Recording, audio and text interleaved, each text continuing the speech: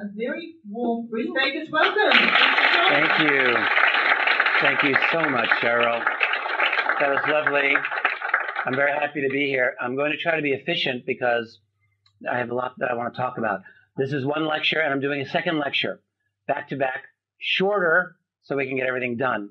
I will just mention before I get into our quarry for tonight, I'm working on a different book, a non-UFO related book, which is a history of false flag operations. And just as I start talking, choking on something here, it's a conspiracy. Pretty sure it's a conspiracy. So yes, I'm doing a history of false flags, which if you don't know what a false flag is, I'm sure many of you do, but some may not. So it would be when a government or an intelligence agency does something really horrible, like blow up buildings and kill people, and then blame it on another group, say terrorists. There's a lot of that going on in the world today, in my opinion, and I'm doing an analytical history of that phenomenon. And I guess I will just mention very quickly, if you've ever watched, if anyone's watched Gaia TV over in the U.S., I've just agreed I'll be hosting, I'm writing and hosting a long series on false flags and covert operations. In fact, when I get back to the States, we'll probably be shooting that, assuming that I finish writing all the episodes out. So that's keeping me busy. But right now I'm here in Australia. This is my first time in this country. And without joking, I will say that after 2 hours of being in this country last week, I thought, maybe I want to live here. My country's a little crazy, in case you haven't noticed. We have some things going on. In fact, I may actually get to discuss some of that in my second lecture. I did just write an article yesterday dealing with the U.S. presidential election and if any, implications for disclosure and any other things that may be of interest. So the Trump factor, welcome to Trump land. We're in it. I'll come back to that.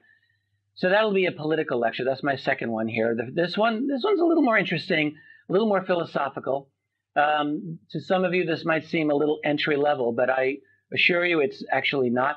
And if you don't know a whole lot about UFOs, I think this will be a very interesting eye-opener. But even if you do, I like to explore things. My professional training is as a historian, but I like philosophy.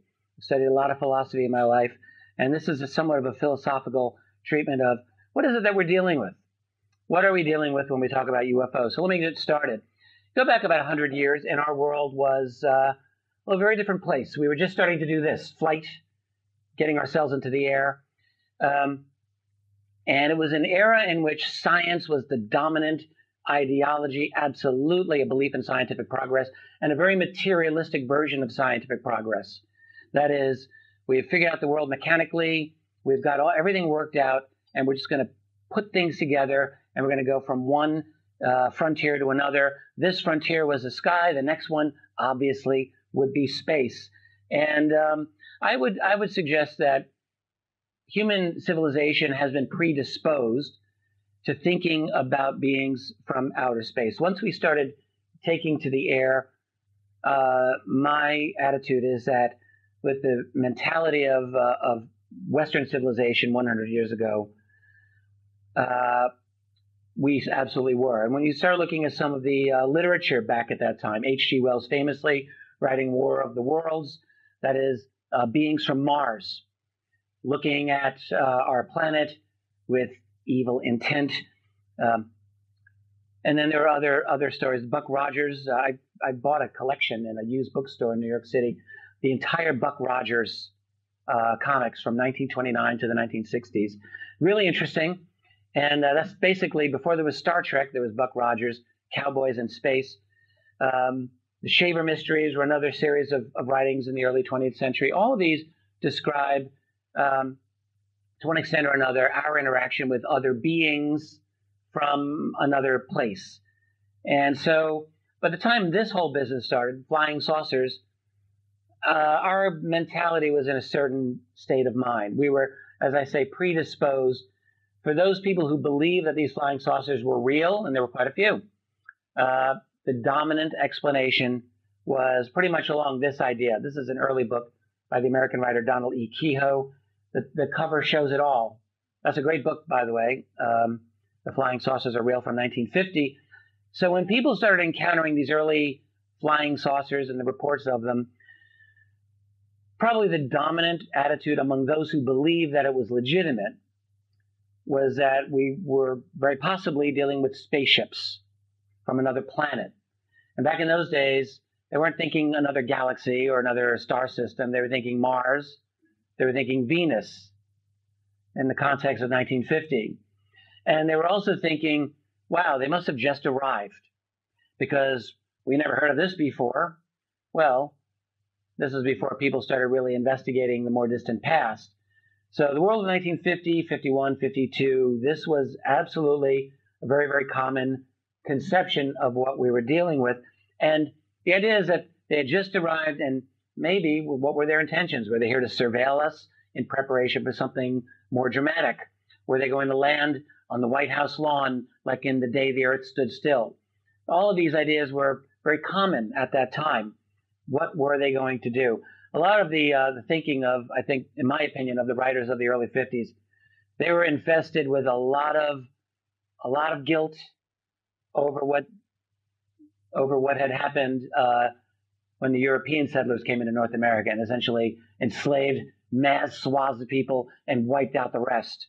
And I really think, I honestly believe that this was in the back of the minds of Americans anyway, who were thinking, are they here to rub us out?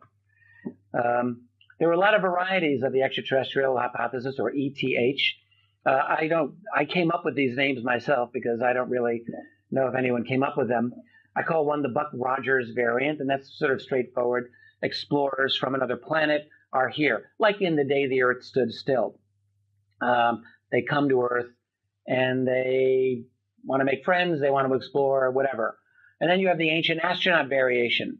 Even before Eric von Daniken in the 60s, this theory was already becoming spreading. There were studies of UFOs in the Bible back even in the 1950s and so on. And the idea is the more we look into the ancient past, and people started talking about realizing that there's this fellow named Charles Fort who had been doing research and finding some really early anomalous sightings.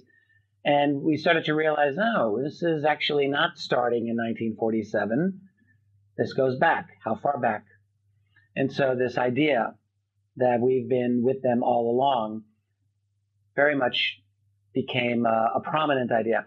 And then I guess what I would call the space brother variant, which is could be related to both of the other two, but essentially people like George Adamski and so many other contactees talking about entities who are here to help us. And this idea, of course, is very current to this day. Frequently, we'll have people who will talk about telepathic downloads. Same basic idea, in my view. Different types of the ETH.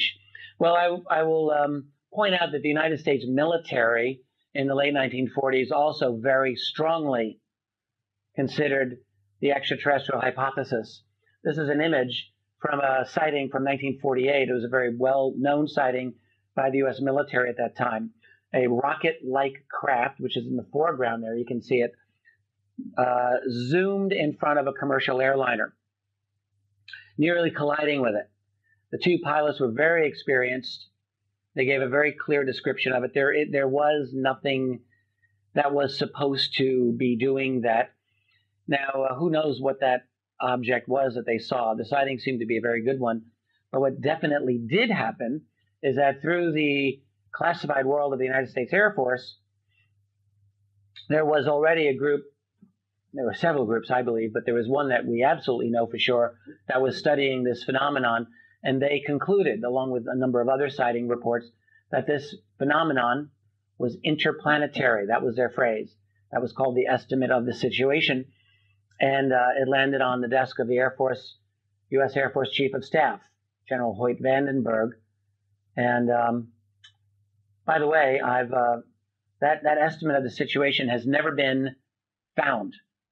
It has been confirmed by a number of sources, never been found. However, there is good reason to believe that a copy either has been found or is about to be found. I'm in touch with some researchers. One is in Australia, two are in the States, who are hot on the trail of this, and I do think that they may be able to get it.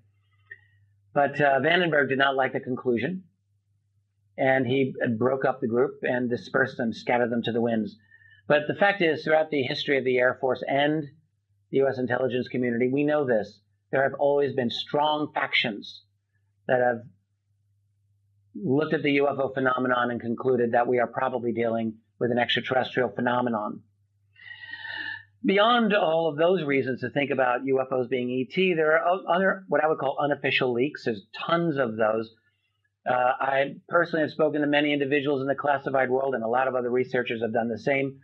And there's a very consistent story that comes out.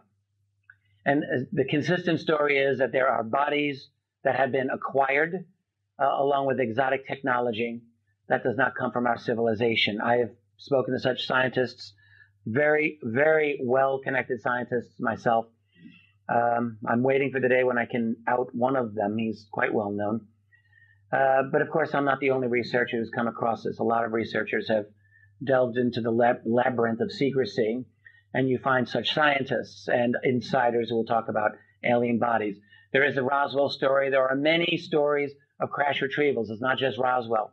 Indeed, there's one from 6 years earlier in the U.S. at Cape Girardeau in the state of Missouri, right in the middle of the United States. I think this is a very good case, and there are quite a few others. And then we have some very contentious issues, the so-called majestic documents. These were leaked multiple times. There's majestic documents from the 1980s and then a series of them in the 1990s. If you print them all off, it's about this thick. There's a lot of them. I went through the trouble many years ago to read them. It's an incredible read. I will say this, if they're fake, then we're not talking one guy cranking them out in his basement. This is a team of very brilliant PhDs who know what they're doing and create those documents for a reason. Would that reason be to throw people like me off the track? If so, I'm very flattered. I don't really think that's the case, but who knows? But I guess what I'm saying here is that there are other sources, in addition to our official documents and our official history, that do point to an extraterrestrial hypothesis as the explanation for UFOs. So if all of that's the case, then what's the big deal? Why am I here talking about other alternative theories? Well, there's a real reason, because if you go back to the 50s, when people were talking about this as it was a brand new phenomenon, they just arrived, they heard a surveil, maybe they're going to make an announcement. Well, there was no invasion. There was no announcement. There's just a whole lot of nothing. It just kept going. And on top of that, it became very clear that this is a very strange subject. It doesn't really behave the way you would think if it was men and women and maybe robots from another planet in metal spaceships. There's something else going on with this, and if you study this in any detail, you know exactly what I mean. It's elusive. It doesn't easily resolve itself to a simple line of questioning. And regarding the leaks, things like Roswell and the majestic documents, that's easy. There's lots of skeptics out there just denying that they're legitimate anyway. So when you really think about it, you wonder, well, are we really dealing with an extraterrestrial hypothesis? So there are some alternate explanations for UFOs. I'm going to run by a few of them for you, starting with the most skeptical to the most, let's say, interesting. So the most skeptical is the skeptical hypothesis. And you can kind of figure this one out. It's all a big mistake, guys. You're wasting your time. Hoaxes, hallucinations.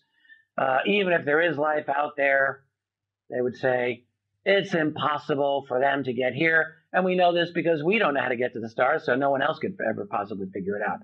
I mean, that's almost what they're saying. On the top left is Donald Menzel of Harvard University. Next to him was Philip J. Klass. Each in their turn were the leading debunkers of UFOs. Carl Sagan on the bottom left, very famous in his day, kind of a populist science astronomer. And then on the bottom right, probably the successor to Carl Sagan, Neil deGrasse Tyson.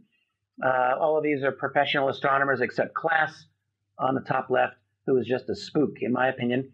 On the top left, Menzel, very interesting thing. He was not just an astronomer at Harvard University, smacking down all the UFO reporters of the day.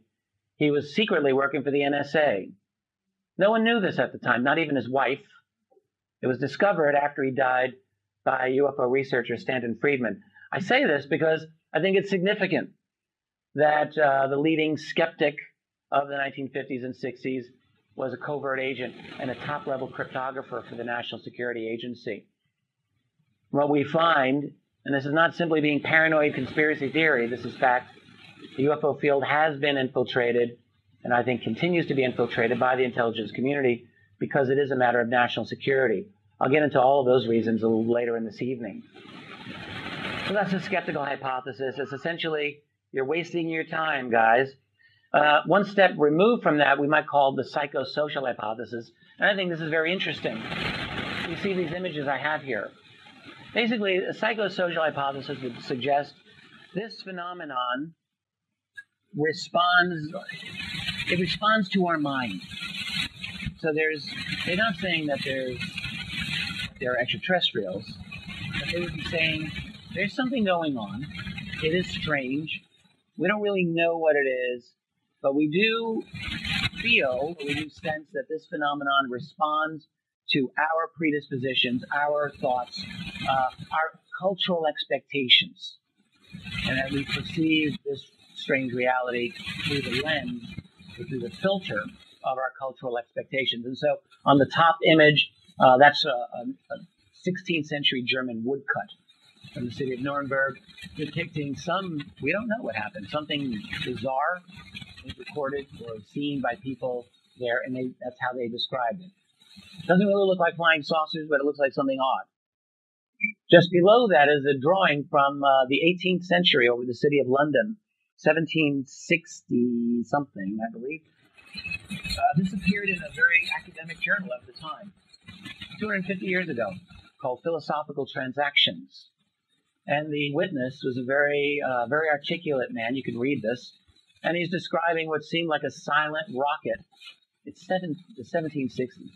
Go horizontally, silently over his head. And he watched it for a number of minutes, got a very good look at it, and wrote about it. I don't know what that thing is either. But now rockets, or types of rockets and explosives did exist at that time. But what this man saw was clearly a lot more advanced. And then just below that, we're now into the late 19th century, the infamous or famous airships in the western United States. There were balloons of that era, but there were no navigable dirigibles, airships. Back in 1896, when these were being seen, you couldn't fly them more than a couple of miles without crashing and killing yourself. They were really impossible to steer. It wasn't until 1903 that the Germans invented the Zeppelin that could actually go and be navigated and so forth. So what were people seeing in the 1890s in the U.S.?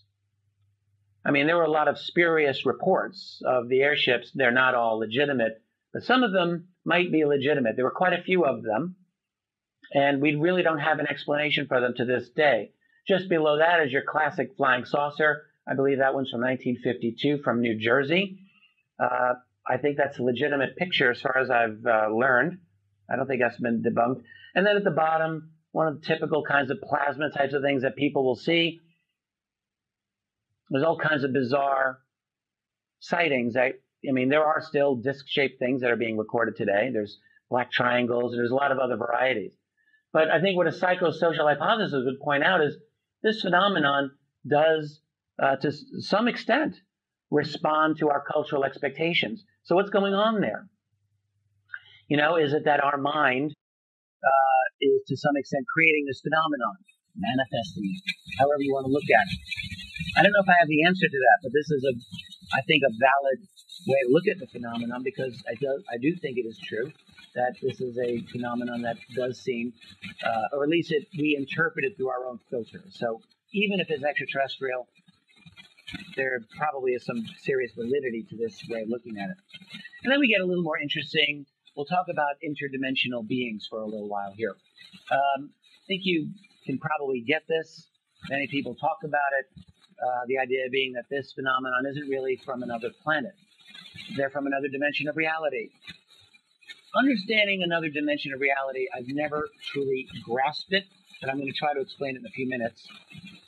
But the idea is that these are not aliens from another planet. They're entities from another dimension of reality. The writer Jacques Vallée years ago suggested maybe they're conducting their own psychological operation on us. Kind of like their own intelligence operation on us, leading us along, poking us, and getting us to sort of move along in our own development as a society. That was his theory. One of the reasons that people thought about this as not extraterrestrial is just the quantity of sightings every year. There's thousands every year. I mean, you really have to ask yourself. Like in North America alone right now, this year, there's probably going to be another 15,000 reported sightings just from two websites. The MUFON, that is the Mutual UFO Network database, and the National UFO Reporting Center. These are both major websites in the States and in Canada where you could report a sighting. And every year they collect about 15,000 sightings. Now, this doesn't mean that they're all alien craft. Clearly, I don't think that. But the fact is that there's a lot of sightings that are going on around the world every year. And so the question is, are they all from another planet, surveilling us or doing whatever they do? And so some people have a hard time with that idea. For people like John Keel and Jacques Vallée and a lot of folks today, this phenomenon seems a little too strange for it to be extraterrestrial entities appearing, disappearing, objects morphing in the sky. You know, if you've studied this long enough, you've heard this. The idea that maybe these encounters with alien beings is related to ancient stories of encounters with fairies.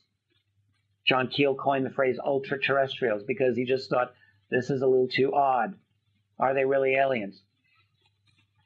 And then going into, a lot of contemporary analysis and investigation of this, you talk to a lot of people who have had what either might be an abduction or some other kind of experience with these other beings. And there's a lot of emphasis, it's obvious that there's mind-to-mind communication going on. Sometimes it's not always with an obvious physical entity. It's hard to prove this. Scientists would have a very difficult time with this because it would be, as they might say, not falsifiable. You can't prove or disprove it. But there's a lot of these stories out there, and you have to wonder, is there something going on? Are people having communications with non-physical entities? If so, what's that all about? Back in 1950, there was a declassified document, Canadian, describing the U.S. side of things and describing how the U.S. intelligence community already recognized back in 1950 that there was a significant mental phenomena to the flying saucer phenomenon. This was found by my colleague Grant Cameron, and it was a really astute insight.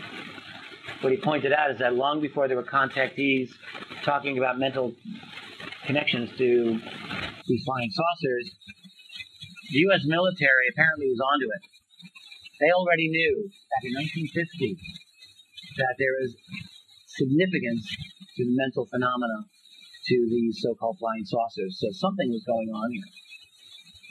Another thing, just making me think about interdimensionality, though, is this is all anecdotal, but it's come to me too many times I can't ignore it. Friends, colleagues, associates, or just random people coming up to me saying the following thing. I started meditating on a regular basis 2-3 years ago, and boom, I had, and then fill in the blank for their experience. Out-of-body experience, contact with an extraterrestrial, you name it. Is there anyone in this room who's had something like that happen through meditation? A lot of hands going up. So there's something significant. What is that something? Is it that we're dealing with another dimension of reality? I have a thought about this. I have my own little name for it. I call it my fish pond theory. Someone told me, no, Michio Kaku came up with something like that. To which I say, no, he stole it from me. This is my theory. And what I would say is, I think of us as like fish in a pond. So, when a diver goes into the water, like this guy here talking to the fish, he sees the fish. He can enter their reality and then leave their reality. They're, maybe vaguely aware that there's someone there. But the fish don't know about life on land. They don't know about the sky. They don't know about the stars, the moon. They're fish. They live in their pond. They don't even realize that they're swimming in water, really. So we're fish. We have a pond. Our pond, in my opinion, is called our space-time reality. It's how we organize our reality. It's how we perceive things. I mean, think of it this way. Our common sense tells us space just goes like this, just keeps going, and time just goes like a river. However, we now know for sure, talk to any physicist, and they will tell you space and time are a fabric. They're locked in together. It doesn't really make common sense to us, but it's true. Talk to a physicist about the Big Bang. When I was a kid growing up, I thought the Big Bang was some big explosion in space. No. The Big Bang was the creation of space and the creation of time. So a physicist would tell you there was no time before the Big Bang. That's not proper. And there was no space for the universe to fit into either. To which we go, huh? How does that make sense? And it doesn't make sense to us, but yet this is how it is. So what this tells me is that space and time are finite in some way. And that maybe they're finite to us. But is there something that is beyond this? I had an insight many, many years ago. This is silly, but it's true. I've talked about this once in a while. Happened to me when I was 20 years old. I was feeding my dog. And at that time, I was a very militant atheist. I went through that whole period. Anyway, I'm feeding my dog, opening up a can of dog food, and my dog's watching me. Of course, he knows exactly what I'm about to do. He's smart. He's a dog. He knows, I'm going to get fed. And I was observing him as he was eating, and I thought, he's very intelligent. He knows me. He knew that I was about to feed him, but he did not know that we have factories that make dog food and put them in cans. And I thought, well, gee, Richard, you're so smart. So your dog's at this level. You're at this level. What's at that level? What's at this level? So there's always something beyond us. And what I would speculate regarding this dimension theory is simply that there are beings who are at that level. And they can enter our reality as they wish. I can't prove it. I don't know if we'll ever be able to prove such a thing. But I wonder, and it makes sense to me, that they can enter and leave our reality. And this is maybe, to a limited extent, what we mean by dimensions. Let me leave dimensions alone for the moment. There are still other ways of looking at this subject. This is another one I had to come up with a name for. I don't know what anyone else is calling it. To me, it's the parallel development hypothesis. And you can kind of figure this one out too. So not extraterrestrials, but humans, but varied, maybe another species, but earthbound, and they've been here all along. They made like an ancient breakaway civilization, perhaps, an ancient esoteric group that made a significant breakthrough, discovered something, did not want to share with the rest of the barbaric humans, and have had their own esoteric knowledge. I finally, about 3-4 years ago, finally read the great book by Manly P. Hall called The Secret Teachings of the Ages. I'm sure there are people here who may have heard of it. Manly Hall was a Canadian who moved to LA about a century ago and was kind of a genius and wrote a book that I still to this day can't understand how it was possible he wrote. Back in the 1920s. It's a big fat book, and it's about the esoteric traditions of really the major civilizations of human history, from ancient Egypt to Sumer. And he spent a lot of time on ancient Christianity and Judaism and what he called the Eleusinian mystery tradition. And it's well worth your reading. What he concluded is that there have always been secret societies, esoteric societies, with special knowledge for the initiates. And as he saw it, their big goal was to achieve immortality of the soul. And that could be it. Maybe there's something else as well.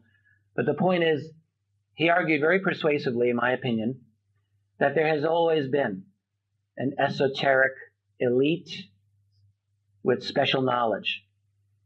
I think that's interesting, and maybe that's related to some of the other ancient mysteries that we have talked about, and maybe some might suggest that is the true answer to the entire UFO phenomenon.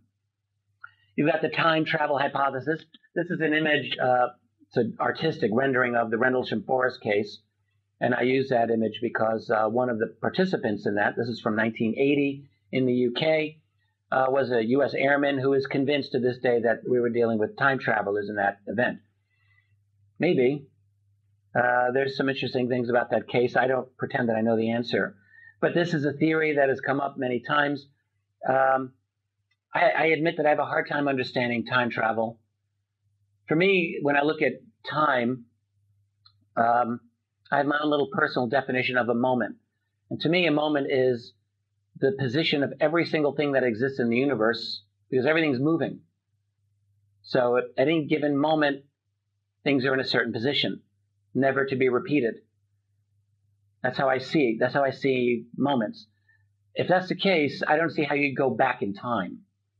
For me to go back in time 20 years to Earth, I feel like I have to rewind the clock of the whole universe and move all the planets into the proper position. I don't understand that. Now, that's because my brain is still kind of limited. I'm still thinking like a human being, so maybe there's another way to do it. Another theory, let's call it the PSYOP and secret tech hypothesis. Again, this is fairly self-explanatory. The Nazi UFOs, the black triangles that are being built almost certainly by Boeing right now. I did have a long conversation about a year and a half ago with a retired Boeing engineer who gave me a great amount of detail, well, as much as he was able to, on the fact that he felt Boeing was making, or that he knew, he said, making black triangles that were working off of, as he said, reverse engineered alien tech. And actually what he was saying is that they hadn't quite mastered the technology and they were having problems with it. He retired about 15 years ago, so all he knows is up to around the year 2000, 2001 or so. But I personally believe this is an important part of the reality that we're dealing with. Not sure I think it's the entire reality. Some people who do think it is the entire reality would see this as a psychological operation on us to make us think that there are aliens. A lot of these folks are proponents of a Project Bluebeam, the fake alien invasion. A lot of the folks who promote Project Bluebeam, I sense they don't really believe in extraterrestrials. They think the whole phenomenon is something like this, and that the New World Order is going to give you a fake alien invasion, scare the hell out of you, and you go running to the government for protection and enter a world of global fascism. I actually don't think that a Project Bluebeam is going to do that, but I'll tell you why later tonight that I think disclosure might be such a false flag designed to do that. In any case, that's the secret tech hypothesis. And then here's one of the more interesting theories that I've really been thinking about over the last couple of years, the simulation hypothesis. So I think everyone probably has seen The Matrix at this point. If you haven't, go watch it soon. It's a great movie. But so instead of you living in an artificial reality or a matrix, simulation hypothesis would go a step further and say that you yourself are also an intelligent algorithm. You're a program that happens to think that you're a real person. Sounds a little crazy. I would advise you to go check it out a little bit. It's actually not quite as insane as you might think. I'm not saying that I necessarily believe it, but I can't disprove that one. I think it was Nick Bostrom who wrote about this, and I remember when I read this, he said, well, you know, here's how I see it. In the future, at some point, we'll have the ability to create complete immersive virtual reality simulations of nearly anything you can imagine. Any point in the past, if you want to go back to ancient Egypt, we'll have the ability, he said, to create a VR program, and you can go back in and you'll experience ancient Egypt, and you'll talk to ancient Egyptians who will be artificially intelligent simulations that think they're alive. And he said, in fact, we'll have the ability to do a near infinite number of these simulations. And then he said, and if that's the case, if we have the ability, or will have the ability to do an infinite number of variations of simulated environments, who are we to think that we're the only one that's actually real? And when I read that, I thought, damn it, I really would like to disprove that. I mean, maybe that's just a silly form of argument. But the reason that I think a simulation hypothesis is a little bit intriguing is because we do have in our field some accounts of truly high strangeness that make me wonder. In addition to writing books, I published some books, and I published that book on the top right there, The Messengers, about 1 year ago by a gentleman named Mike Cleland. Has anyone bought that book? A couple of readers of The Messengers. I'm glad, because I honestly believe it's one of the most important books in this field in the last decade. Mike is an outdoorsman. He lived for many years in the state of Idaho in the western U.S. He's someone who could live for weeks and maybe months outdoors. He's a survivalist. He's also a really good and honest writer, and he started having bizarre experiences with owls, real owls, not screen memories, and in connection to moments in his life that he felt were particularly emotionally charged, and also in connection with UFO experiences and abduction experiences that he has had and that he has described in some detail. I will say that I know Mike personally, and he's an extremely stand-up guy. So the takeaway from the book, The Messenger, then he put up a blog site about a strange experience with owls and UFOs, and people started writing to him. He collected an enormous number of stories. The thing that I take away from The Messengers is that there are synchronicities in our world that are really hard to explain away in terms of normal Isaac Newton causality. There's something going on here. I start calling it a meta-intelligence. In The Messengers, you really come away with the idea that there's intelligence that's tapping you on the shoulder, giving you clues that only you are able to divine because of the particular skill set that you may have. And I'll give you one example. I gave him one story for the book. And I know this one quite well. I know the witness extremely well. And I think this will explain what I mean. So this is a woman, and she's Canadian. She had a sighting of a black triangle in 2003. Wrote about it to the National UFO Reporting Center. I found out about it. I investigated, and I met her. We became very good friends. I want to develop what I feel is a fresh extraterrestrial hypothesis, not a 1950s ATH. I say what I do based on officially documented cases. We have hundreds of military classified encounters with aircraft, with UFOs, showing technology, or surely what appears to be technology, indicating a lot of concern and secrecy and all of that stuff that we've heard about for a long time. The U.S. back in the 40s and 50s several times concluded these objects are not Soviet, they are not ours, they are not natural phenomenon. So what are you left with?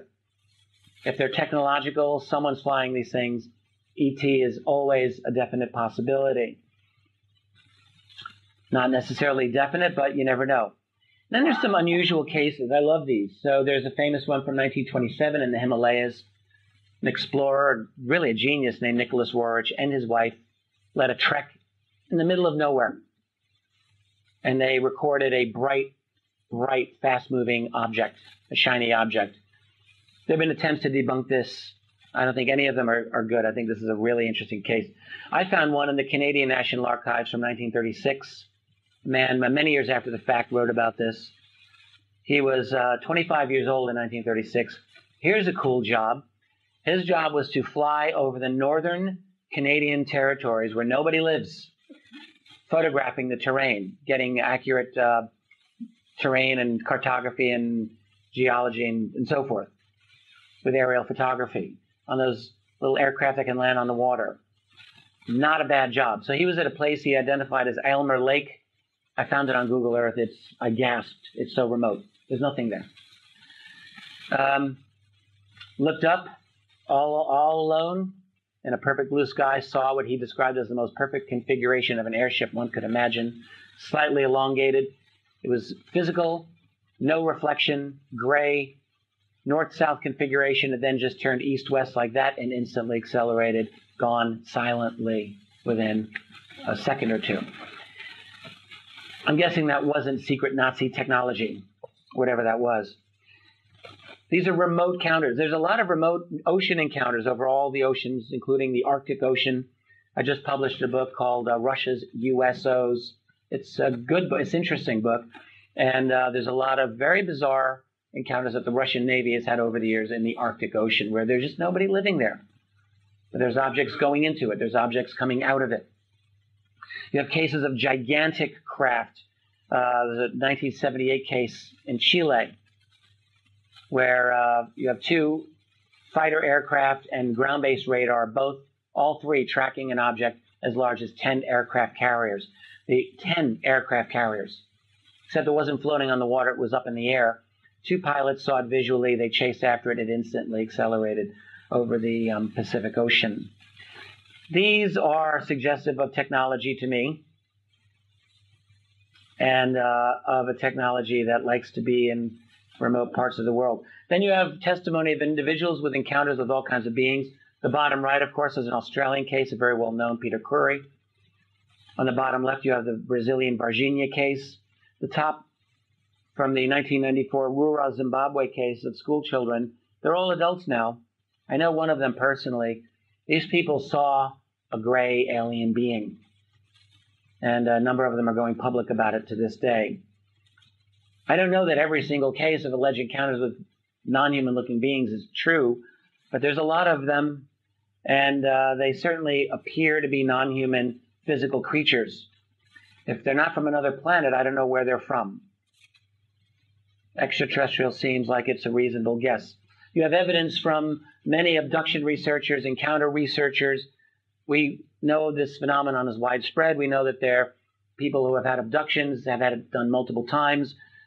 These beings seem to be interested in our bloodlines to some extent. There's a variety of them. They're described with some consistency. The grays, the reptoids, the insectoids, and so forth. Hybrids, human-looking hybrids. All of them seem to have very advanced mental capabilities. Getting inside your head doesn't seem to be a problem for them. Again, when I look at the abduction research, it does seem to support an extraterrestrial view. But you might ask, does it support other ideas? There are people who believe that abductions take place non-physically. Is that the case? Sometimes it might be the case. Is it all military abductions posing as extraterrestrial? I'm not sure that I believe that, but maybe there are. I think there are military abductions. So I can't prove that UFOs are extraterrestrial, but I ask you, is it really a crazy idea? I don't think so. So I'm going to give you my reasons why I think we have an extraterrestrial phenomenon and what I think we're dealing with. I will just add that this is a maddeningly complicated subject. It's possible not only that there's no single theory that explains all of these UFOs, but it's really possible that a lot of the theories may contradict each other at times, at least in certain cases. It's tough. But what I believe is a fresh view of this should incorporate what we know in our astronomy, studies of new planets, what we know about in terms of our developments in energy and propulsion, our technology, automation, artificial intelligence, computing, and then also really incorporating the data of people who've had experiences. So toward that end, what I would suggest is that there are beings who came here from elsewhere. I say this because, first of all, you know, talking with those skeptical astronomers earlier in our lecture, who said, well, it's impossible for us to go out into space. I really wonder what these guys were thinking, like as if human society would never advance beyond the level of the 1950s or beyond the level of 2016. We are at a point now, these are all open literature here. The development of space drives is here now. We talk about the singularity in terms of artificial intelligence. That is, when your computer will be able to talk to you and accept that it will have a godlike level of intelligence, according to AI theorists. I mean, maybe it won't happen, but maybe it will. A lot of people believe it will. Could be within 20 years. You know, we talk about the Terminator coming to kill you. Maybe the Terminators will just take our jobs all away. But I think that whatever they are, these beings, that they've achieved advanced artificial intelligence a long time ago. Genetic mastery, that's obvious. In the last 5 years, we've developed CRISPR technology with gene editing that is off the charts. We're already now at the point of reinventing not just our civilization, but ourselves as a species. It's a frightening thought, to be honest with you. I'll come back to it in the next lecture a little bit, because I have a feeling that, you know, the generation of super intelligence and super immunity and super strength may not be for everyone, except maybe for those who can afford it. That's just my fear. But I think that they may have total mastery of the genome, and things like organic printing, not just organic replacement of hearts and livers, but maybe organic printing of beings, combined with advanced nanotechnology, virtual reality creation. I think they've got this. So when you combine all of these technologies, you really have to wonder. Maybe tiny little nanobots that can compile and decompile at the snap of a finger, like Star Trek's holodeck. I think that they can do that. I think they can manipulate space-time. I don't pretend that I understand it, but our own math now shows that we can actually that something like warp drive in Star Trek is possible. There was math done over 2 decades ago at the University of Wales, Miguel Alcubierre, who described essentially folding space-time in the sense of using it as propulsion. His math is good. The only problem is we don't have enough energy to bend space to do it. But, maybe we will. I think they've got this ability. And I said earlier that I didn't understand how we could go back through time, and I don't understand that. But if you can fold space, then you are folding time, and maybe they've got a way to play games of time. I think these beings are mostly artificially created. This is my suspicion. I believe this for a very long time. I don't know that they all are, but I think probably a lot of them are customized beings, maybe to fit in, to work here. If you're from another planet, then the microbes on this planet might not be very good for you. So you might need to do some gene splicing and manipulation to create a hybrid organism. Also, you might want to outfit them with a certain amount of advanced artificial intelligence and whatever other genetic tweaking to make them customized for your purposes. Let's just remind ourselves that almost every single account of gray aliens shows them lacking sex organs, which if I were creating an android race, I wouldn't want to give them the ultimate distraction of sex organs either. I just want them to do work for me. And I suspect that's what they are. I think when you go through the accounts of people who've had experiences, if there's an alien that's talking to you with their lips, that's a reason not to believe the story. Almost every single account that I've ever come across is telepathic in one way or another. These beings are able to get into our minds. And they are, what Dave Jacobs said years ago, they can exert neurological control over us. That is, if they do not want you to move a muscle, you will not move a muscle. They can levitate people through walls and so forth. I don't know how they do it, but they can do this. They're interested in us. They're interested in Earth. Of course they are. Earth is amazing. We have life. We have got an incredible richness of genetic diversity. That's why I think maybe they're found in remote regions of the world, because also they don't really want to be bumping into us. But Earth is very interesting to them. I think they've been here a long time. I don't know for sure, but I strongly believe it. When we go back through the history of anomalies in our civilization, there's a lot of them. It's totally possible that there was a lost human civilization that was responsible for the pyramid at Giza. I don't doubt it. But I do think that we have probably been observed for a long time. And if that is the case, we really do have to ask, have they manipulated us, modified us? Do they feel that they own us? I also like to know if they're here, do they have an infrastructure? They must. How do they survive, and what is it? I don't hear anyone asking about this. I think they're interested in us as human beings. By the way, I really like the guy with the orange head in that picture. I feel like that's us, everyone in this room. We're the guy with the orange head. I think they're interested in us because it's obvious. I almost laugh, but I get frustrated when I run into other researchers who minimize our importance. They talk about how tribal we are. We're like insects to them. I disagree. I strongly disagree. We're on a trajectory that is really amazing. We've gone for thousands of years as a civilization of basically animals pulling wooden carts, as I like to think of it. And in the last 150 years, we get massively incredible technology, trains and automobiles and aircraft and rockets and nuclear weapons and computers and iPhones and iPads and nanotech and artificial intelligence and quantum computing. 150 years. All right, we've reinvented ourselves so dramatically, we forget. Every one of us forgets how incredibly rapid our development as a species is. But I'll bet you they haven't forgotten or lost sight of it. They're watching us, and they know we're about to leap right into their world. We're this close. We have to be. We're not going at a linear rate. We're going like this. So they're looking at us, and they have to be wondering, maybe they're wondering, these humans might be a real pain in the neck in the future. Maybe we want to manage their infrastructure.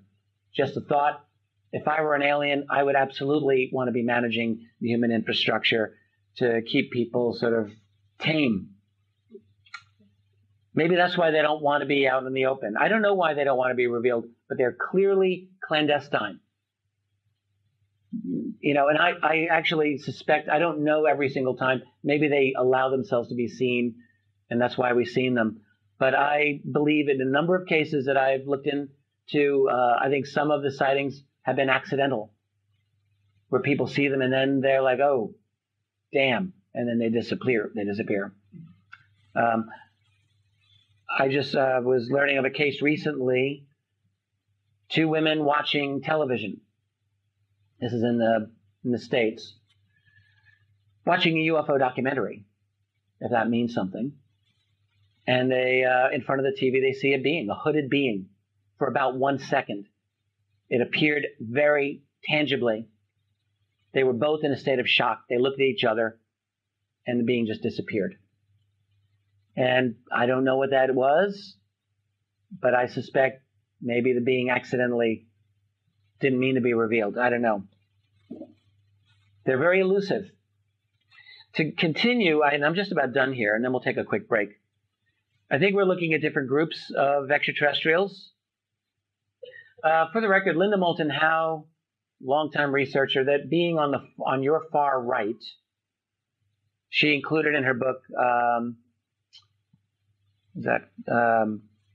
Hidden, the hell's her book? I have it in my Hidden Glimpses of Other Realities. Gosh, sorry, my brain's just going.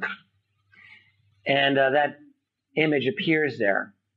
And Linda just said recently that she spoke to a defense insider who said to her, that is an exactly accurate image of one of the beings, of the aliens. So that's according to Linda. These types recur. You've got the blonde supermodels on the bottom there. It would be nice if they all looked like that. But actually, we might have a real inferiority complex. I'm only half joking here. I've encountered a number of witnesses who've had encounters with what appear to be highly telepathic and rather frightening blonde human-looking beings who they're not very friendly. And in one case, I spoke to a retired U.S. Army colonel, Air Force colonel, who had very, very extensive top secret clearances. And I interviewed him and his wife. And she was very lovely. And they were with, I'll tell this quickly, they were with a friend of theirs who they described as kind of a psychic friend. This colonel, by the way, was deeply interested in UFOs and ETs and had been connected to it to some extent through his career in the Air Force as well as personally. But anyway, the 3 of them were at a Las Vegas casino having fun. And the psychic friend of theirs as they were on the 2nd floor, she grabbed him by the upper arm and said, that woman is not a human. And she looked, and there was a beautiful blonde woman dressed absolutely to perfection in this gorgeous blue outfit. That's Las Vegas, and there are a lot of beautiful people in Las Vegas. But there was something about this woman. The psychic friend and this man's wife got frightened, and they went down the escalator to get away. He stood there looking at her, and he said, that's when she turned partially, and I could hear her in my mind. And what she was thinking in my mind, it was very startling to me. It was essentially, what do you think you're looking at? Nothing to see here. Just go about your business. Something like that. And he was startled. At that moment, an equally beautiful blonde man joined this woman. They were clearly together.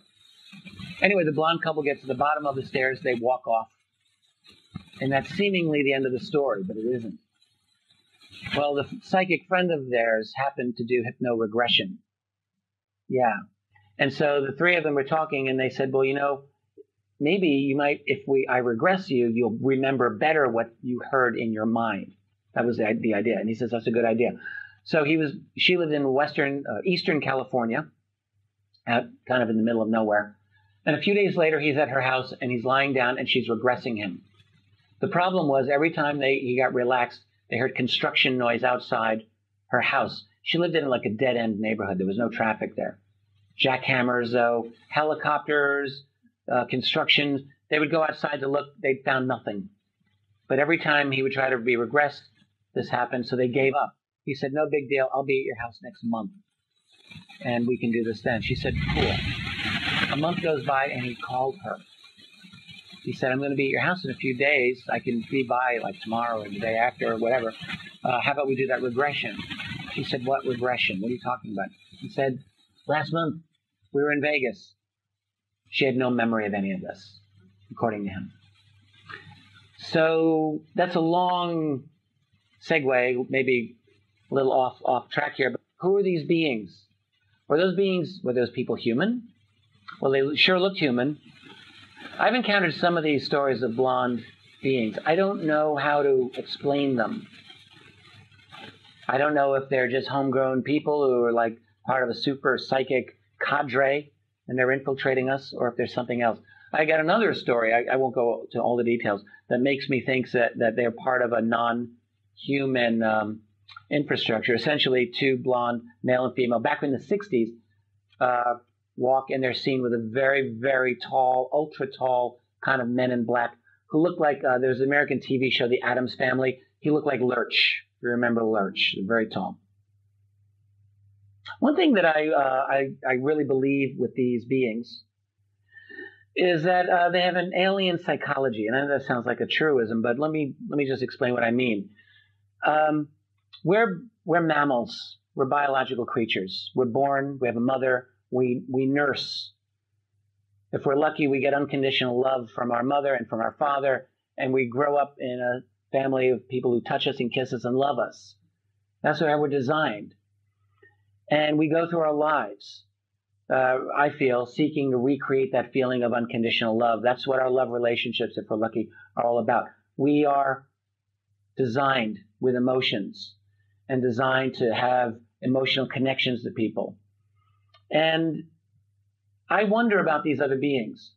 In every single account of them that I have come across, they don't seem like they're mellow, easygoing people. They don't tell jokes. They don't shake your hand and say, hey, how are you doing? Like everyone that I've met in Australia is actually like that. Aussies are the best. Americans are kind of similar. You guys win. But that's how we are. And I don't think they're like that. And if they're artificially created, they're really not like that. I mean, we have enough difficulty with ourselves among human beings and societies understanding each other. I really wonder how successful we could be at understanding another species like that, or they, us. I have a feeling they find us fascinating, and maybe partly because of our emotional outlook. I don't think it's like anything that they have. And it doesn't mean that we can't deal with them. I'm not saying that we can't, but I'm saying understanding might be a little bit tricky. That's what I wonder. Anyway, I'm just about done here. I've run a little over, but I think we're okay. I think what's going on with this phenomenon is elements of our society are trying to deal with them. I'll have more to say about this in the next lecture.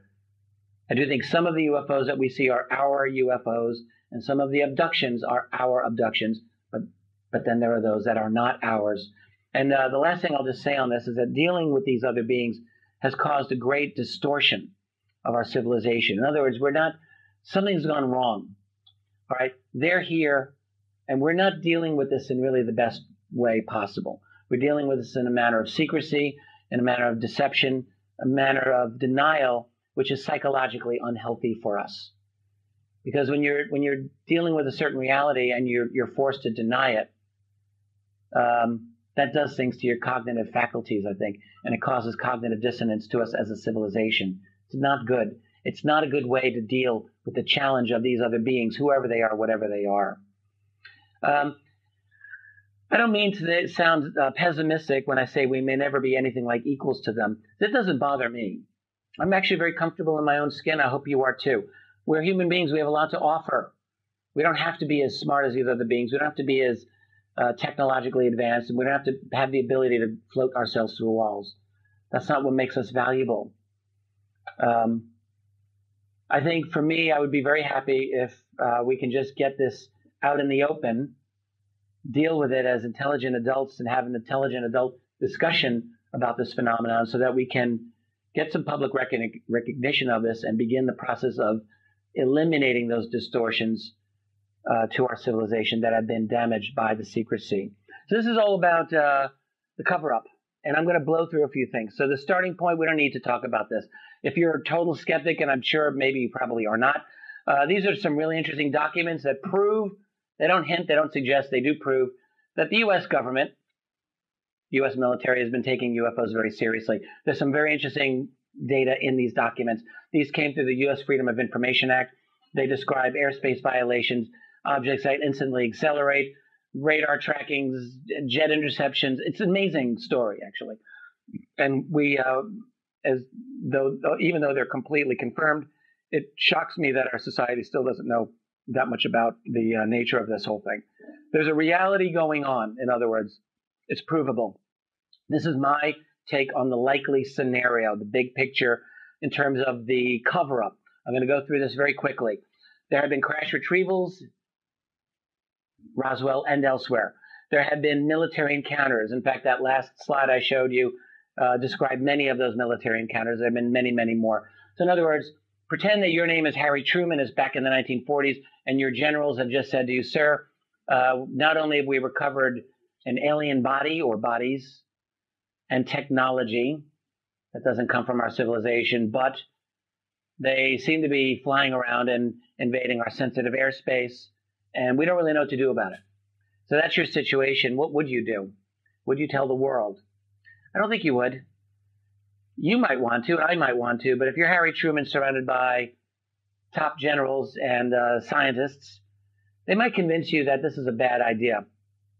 What do you tell you? How do you describe this without really knowing the intentions of these beings?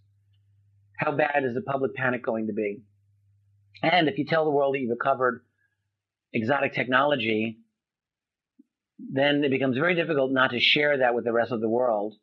And if this is better than atomic technology, which it was probably, and America didn't want to share its atomic technology with the world, which was a big issue at the time, then I think we can assume we'll keep the extraterrestrial stuff to ourselves. And I think that would be the attitude. And what we would do is create absolute secrecy and total control. You nail down the academic community, not that hard to do. The mainstream media, that's really easy. That goes on to this day. Back in the 50s, U.S. had something called Operation Mockingbird. Has anyone ever heard of Mockingbird? A few people. So that was basically the CIA paying off mainstream journalists to write stories, spin, editorial spin, create some fake stories. They did that. And kill stories that they didn't want killed. Imagine what you could do personally if you had 400 top mainstream journalists secretly working for you right now. Could you control the news totally? Maybe not. Could you influence the news? Oh, yes. You could do a lot. And that is exactly what happened. I wish we were back in the days of Mockingbird, because it's far worse now. CIA is much more deeply involved, and the U.S. military spends, I believe the number is $4 billion every year managing its social profile. That means not only paying off journalists and getting on to Fox News or PBS or CNN, which they do all the time, but also creating trolls under the news articles that you read. They call them sock puppets. There are absolutely, literally Pentagon employees whose job is to create fake persona, to influence public opinion on all kinds of news stories. So when you read these really crazy people sometimes, who are like really hardcore, pro-military, pro-whatever, some of them are paid employees designed to influence you. Anyway, that's how you control the media, and there's much more, but I've got to keep moving fast. In addition to managing the public, you create black agencies, black budgets, that is secret spending, secret agencies. The U.S. has a long history of agencies that have existed in secrecy. The NSA existed in secrecy for many years before it was outed in a book in the 1960s. The NRO, the National Reconnaissance Office, existed in secrecy for 30 years. It was a felony for a member of Congress to mention the NRO. That monitors all spy satellites, and it's out in space. NRO is a very interesting agency. It's still very deeply secret. The U.S. has a long history, a noble history, an ignoble history, you might say, of powerful intelligence agencies that don't exist officially. How do you pay for a lot of this secret ET program? If you're going to study ET tech, if you're going to create a program of secrecy to manage the extraterrestrial reality, Do you just go through Congress or Parliament? Well, Congress in America's case. Well, you could get some classified money that way, but that's not really convenient. Way better to have your own stash of illegal money, drug trafficking money, securities fraud, banking fraud, and the like. This is a huge part of our world. It never gets discussed. The U.S. Intelligence Agency, as other agencies as well, are deep, in my view, in illegal money. Every now and then stuff comes out. There was a scandal that had to do with Australia in the CIA years ago, Nugan Hand Bank. And then you've got BCCI. And right now, I just read an article less than a year ago. I think there's a multi-trillion-dollar hole at the center of the financial world, basically a big black hole at the center of our finance, missing money. The U.S., the Pentagon has talked for years about missing money. Many of you have heard about this, billions and even trillions of dollars that are not accounted for. Well, I think some of this goes into a program. If you're the CIA, you want to raise secret armies and assassinate leaders and manage entire media outlets, and you need a lot of cash. So it helps to have your own stash of unvouchered money. And the same applies for the UFO secret. And along those lines, I will tell you of a conversation I had with one scientist. I don't like coming up with my own secret sources to throw at you, but this is a source, and he's a good one, who said to me that his understanding of how the secrecy worked, the money spent on security of the program was 7 to 8 times greater, he said, than the actual scientific research and development. It was way more expensive. So what does that mean? Underground bases, I assume, managing media, I assume, guys with guns, I assume, and maybe much more. Managing security is expensive. More expensive, he said, than the science. What this creates is I call a system of runaway privatized secrecy. And so what I mean by privatized is very simple. There have been only a very few studies of black budget America. Not many. They all come down to the same conclusion, that the system is privatized. So it's not the Defense Department that really dominates. It's Lockheed, Boeing, Raytheon, General Dynamics, General Electric, the contractors, that's where the real money is. And so they have what we call special access programs. That's a black budget program. That means a special access program doesn't exist, except that it does exist. But officially, it doesn't exist. And what we can see is that the dominant power in these SAPs tends to be the contractor. And it makes sense from the point of view of secrecy. Let's say there's secret technology at Roswell that's been recovered, and I'm the Army, and here's Lockheed. So they have way better research and development, and scientific personnel and technical personnel than we have in the Army. They have the ability maybe to reverse engineer something. So they're logical. General Electric, General Dynamics, same thing. So the technology goes to private industry. Who owns the technology at that point? Well, that's a good question. Maybe the lawyers hammer that one out in secret. And maybe when I retire from the Army, I get a nice job as a senior VP at Lockheed, making nice money and getting some ground floor investment opportunities on the breakthrough tech. It's very helpful to keep the secret that way because it's not just classified then, it's proprietary. It's much more impervious to public inquiry. And this isn't simply with UFOs. I think this is the case with the entire labyrinthian, over-bloated U.S. national security military-industrial complex. By the way, we just had our election. There was the Green Party candidate, Jill Stein, who was my favorite of the candidates, and she had the most spot-on description of U.S. foreign policy of any of the candidates, which was U.S. foreign policy is nothing other than a marketing tool for the defense establishment. And I think that's exactly right. They're all out to make the money. Anyway, let me keep going. So we've got this secret program, right? What are they doing? Well, one thing that they're doing is weaponizing the technologies. They're military people, after all. The UK released, I thought it was by accident. It was sort of by accident, sort of not, a report known as the Condign Report. It was written in the late 1990s. And this is a very important piece of documentation. It's about 400 pages. It's dry as dust, but there's gold in there. And one of the things that they discuss is very open about the existence of UAP, that is unexplained aerial phenomena, and they describe them very, very much as not ours. They also describe negative physiological effects that these UAP have on the human body. And they also talk about weaponizing the technology of UAP to the extent that it is possible to do. This is an interest. And the Condon report, it wasn't quite released by accident, but it was released as a result of some nosy researchers who stumbled across it, and the UK decided to release it. It was under the radar for several years, and then recently my colleague John Burroughs really did the heavy lifting and found the interesting passages in there that we are now looking at. So they weaponize the technology, hide their breakthroughs. That makes sense. I mean, there are breakthroughs within the classified world that are money makers, whether it's lasers or fiber optics or high tensile fibers or who knows what. That's great. You know, if we're working in the black world on that and we come up with some breakthroughs, we can make a lot of money. But what if the breakthrough is so important that it's a little too important for making money? Propulsion, anti-grav, field propulsion technology, or an energy breakthrough, something that goes beyond petroleum. If we have a breakthrough like that, we might actually not be permitted to release that to the rest of the world. That's kind of a deal breaker for the global infrastructure that is based on petroleum and the petrodollar system.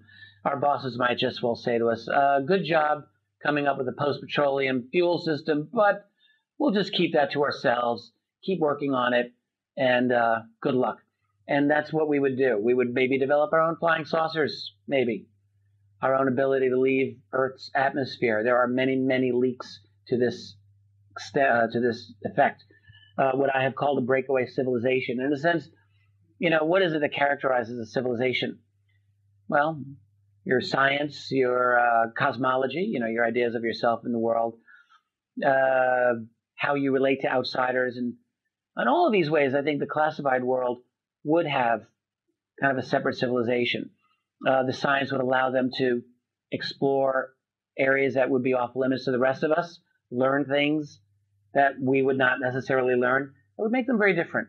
A separate civilization with a secret space program. I do believe that that is the case. I wish I could go into it more. I don't believe all of the current secret space whistleblowers. We were talking about that here. I do believe a number of the people who talked over the years about airbrushed photographs from NASA, let's say Donna Hare, who worked at Philco Ford, a contractor for NASA in the 70s, Carl Wolf, who worked it was in Air Force in the 1960s, very persuasively describing their experiences dealing with having seen images of bases on the far side of the moon, airbrush UFO photographs. They're very, very convincing people. There's a lot going on, and there's a lot of anomalies in our orbit of objects that really are not supposed to be there. There's clearly activity beyond Earth, and I happen to believe that there's probably activity even on the moon, as crazy as that sounds to some people, and maybe Mars. Although, again, I'm not persuaded by a lot of the Mars whistleblowers. I'll just leave it at that for now. I'm running out of time. I mean, I want to move on to the rest of this. What I think is going on in this black world, this breakaway civilization, is they're trying to catch up. Again, they think in terms of military and security and all of that, and they see these other beings that are vastly ahead of them, and it seems to me that their goal is to catch up. Whether they can or not, I doubt it, but that may be their goal. And having what I would call disclosure paralysis. I had a man who wrote to me a number of years ago, who I believe was a genuine insider. He certainly sounded like it, and he said, I read your book After Disclosure, pretty good book, but you do not appreciate how terrified we are of going to prison once there's a disclosure, and why, therefore, you don't expect any of us ever to cooperate with disclosure. Because until we're certain that the pitchforks and torches crowd doesn't come after us and want our heads, we're just not going to cooperate. He didn't say torches and pitchforks, but that's really what he meant. And I thought, he seemed quite reasonable about that.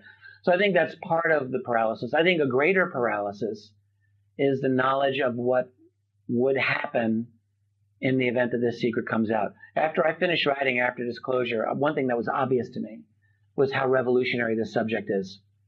If any national leader were definitively to state that this is a genuine phenomenon and prove it, that turns everything upside down.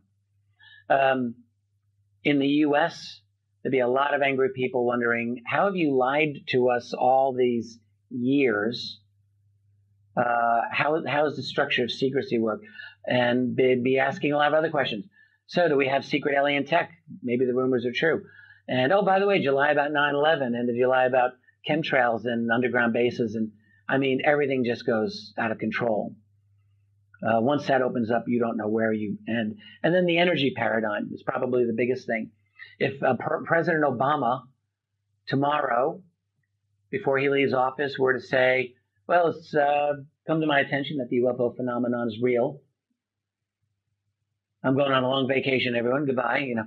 But it would take, really, it would take all of 5 minutes before people would realize, wow, these reports then are probably valid, and therefore they're probably not using high octane petroleum to go from point A to point B. Whatever they're using is better than petroleum, and we'll probably figure out what it is, and that implies a post-petroleum global infrastructure, which is probably the biggest revolutionary thing I can imagine. And by the way, it's the reason that the U.S. has to be the dog that pees on everyone's tree, is to dominate the petrodollar system and to control the oil fields and all of that. So everything goes out the window with disclosure. It is the ultimate disruptor to our world. So this slide, that's my basic scenario. Now let's move on. This I talked about. I'm going to skip most of this. This is the scenario from the being's point of view, like what these other alien beings are. I discussed this before. I'm going to skip it. I think that there is an advanced infrastructure. I suspect they are probably not us. They are probably extraterrestrial, or whatever they are. They're very, very radically advanced. I suspect they are extraterrestrial. And the bottom point there I make is they are secretive, very secretive. They are not interested, as far as I can tell, in outing themselves anytime soon. I discussed this as well. I think there are different kinds of beings that are here. Do they manage us? It's a fair question to ask. You know, I've often thought I would want to if I were them. Now let me move on. So this is a little idea that I developed a short while ago, a couple of weeks ago. Layers of reality. So our mass culture is in the center. It's the brightest. It's where all the attention is. Turn on your TV, watch sports, watch Dancing with the Stars, watch your, dumb CNN or whatever equivalent is here in Australia for news. The ridiculous dumbed down reality that we are all subjected to every single day. And we all just wish, get away. Okay? Kim Kardashian's ass is in the center of that reality. And all the other stuff that just distracts us and causes us to get off of our game and not look at the important thing. So beyond that, then when you go to the university or uni, as you say down here, I think, we call the academic reality, or I call it. And that's when you realize, oh, wow, I can read Noam Chomsky, or I can read something else that's really smart, and I can realize how stupid TV is. And, when you're in the academic world, I spent a lot of time there, you get the idea that, oh, well, this is the full version of reality. Yes, much better than what those silly people who watch Fox News are all about. And it's, that's a very comprehensive vision of reality there. Even when I was back in my academic life, which now seems so long ago, I remember when I was studying the history of the CIA back then, which I was, it was very hard. And what I realized is that there was not a lot of data on the CIA. And of course, for obvious reasons. It's an intelligence agency. If they're doing a good job, you're not going to know about what they do. And that's the nature of the next rung, classified reality. And you notice each one of those gets a little darker because there's less light, there's less information. Classified world is typically off limits to the academic world until things become declassified. I'm from the field of history. Historians are notorious. We love to have documents. We like to go into archives. Everything's out in the open. And there's a predisposition among historians, I believe this forever, that they kind of forget. They sort of discount the classified world because they don't have access to it. And so we're used to piecing history together based on declassified literature. But what if something so important like, the assassination of John F. Kennedy, that some stuff never gets declassified or destroyed? Well, then you have these dumb historians who act like Lee Harvey Oswald shot Kennedy all by himself, which is not the case. But anyway, that's the classified reality. But even within the classified world, then there's only, I think, a small segment of the classified world that deals with our subject here, the UFO subject. I call that the breakaway reality. And they know they have a little more expansive and they're a little darker. And then beyond them, though, because I think even they have limits to what they know, is the reality of these other beings, these ETs. So these are the levels of reality. I kind of like that little graphic.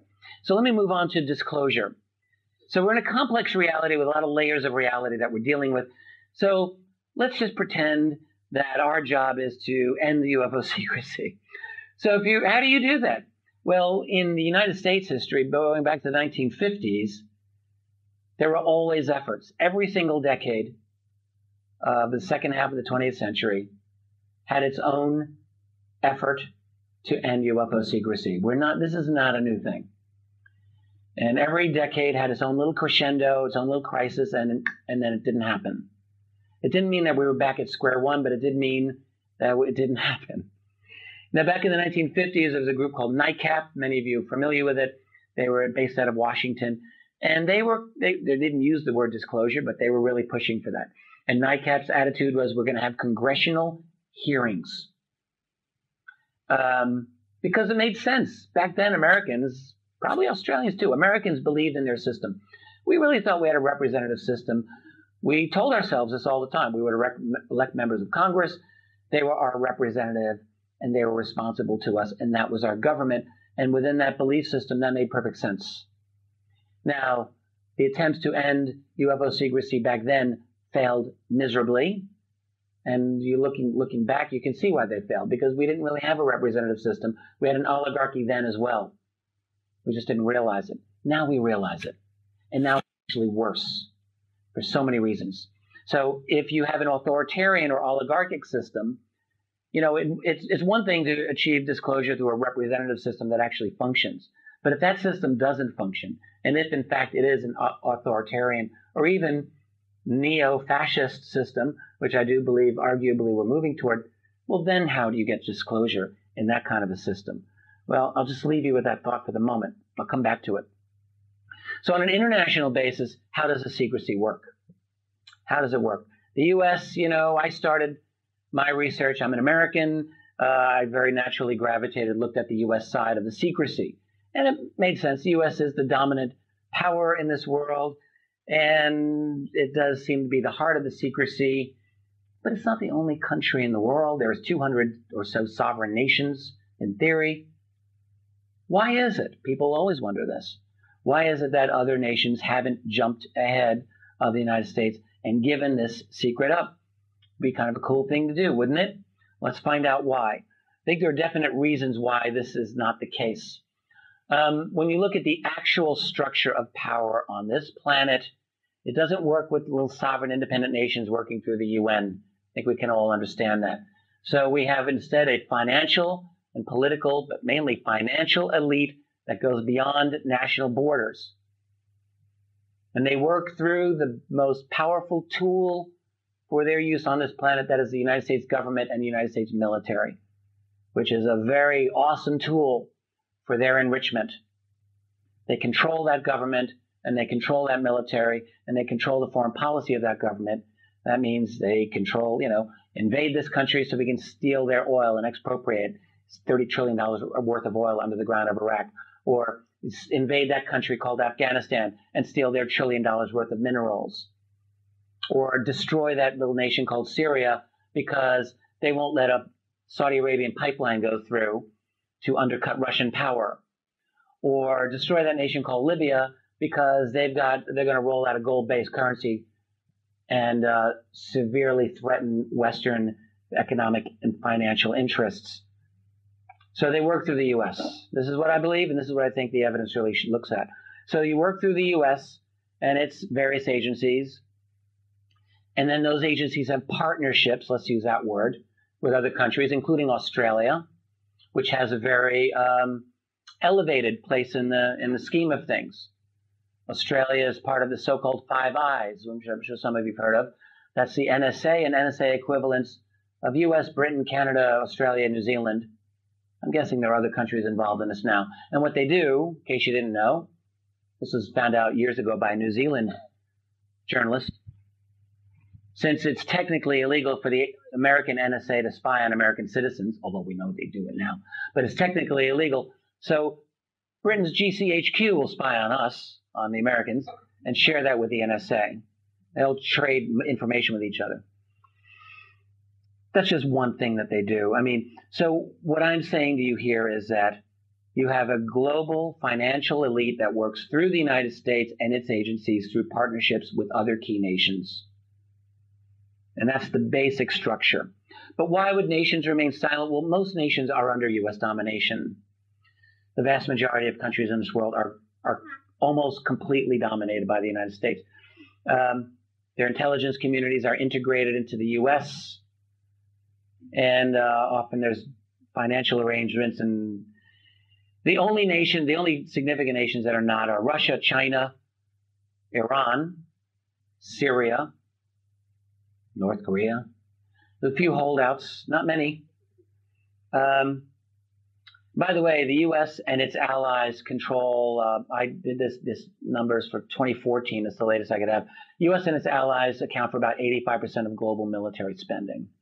Russia and China combined account for 11%, and then a few other nations are in there as well. It's a U.S. game, and they run the show. I'll come back to Russia and China in a minute. The countries that are under U.S. domination, you've got bribery, is the great undiscussed reality of our world. All these national leaders are bribed, and if they're not bribed, then they're blackmailed and threatened.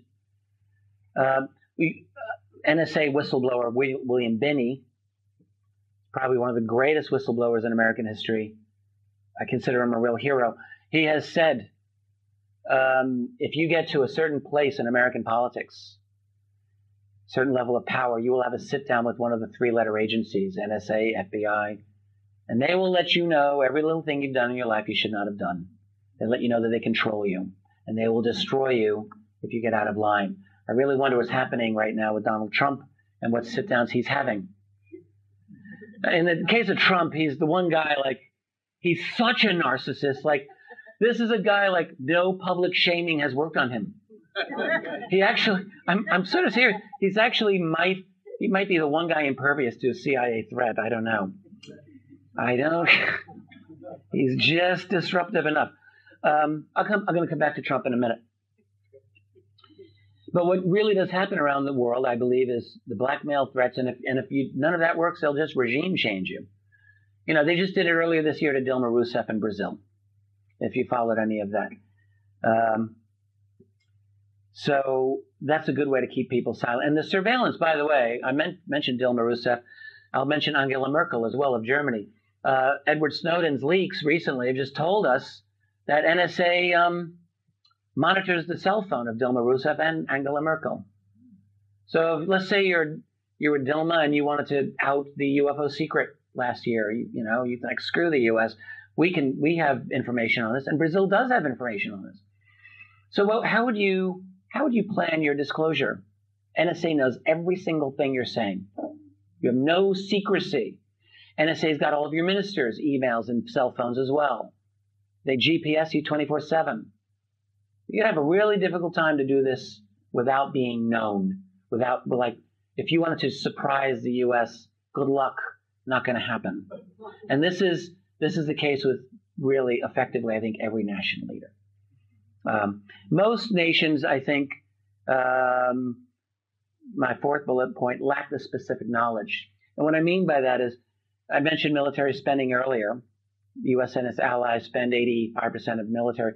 Well, the top 10 nations in the world for military spending, there's 200 nations, remember. The top 10, I think, account for close to 80% of the global military spending, or close to that amount. In other words, it's top heavy. What I'm saying is that there's only a large handful of nations that have a substantial intelligence community, that have a substantial military, that they would probably have the knowledge about this subject where they would feel comfortable to do a disclosure. So there really aren't that many candidates when you get right down to it. And most of them are under U.S. domination. I think the last reason nations remain silent is just fear. There's a lot of things to be afraid of, not just the big bad America, which that is something to be afraid of if you want to jump the gun. But there's the fear of social disruption. This can happen anywhere. It's a great unknown. And I don't know too many politicians that would be willing to just jump into those deep waters. Having said that, what about Russia and China? They're big places. They're powerful. They're outside of direct U.S. control. They're not part of the system. The U.S. is in an undeclared war against both of these countries. Don't make any mistake about it. And it's a propaganda war.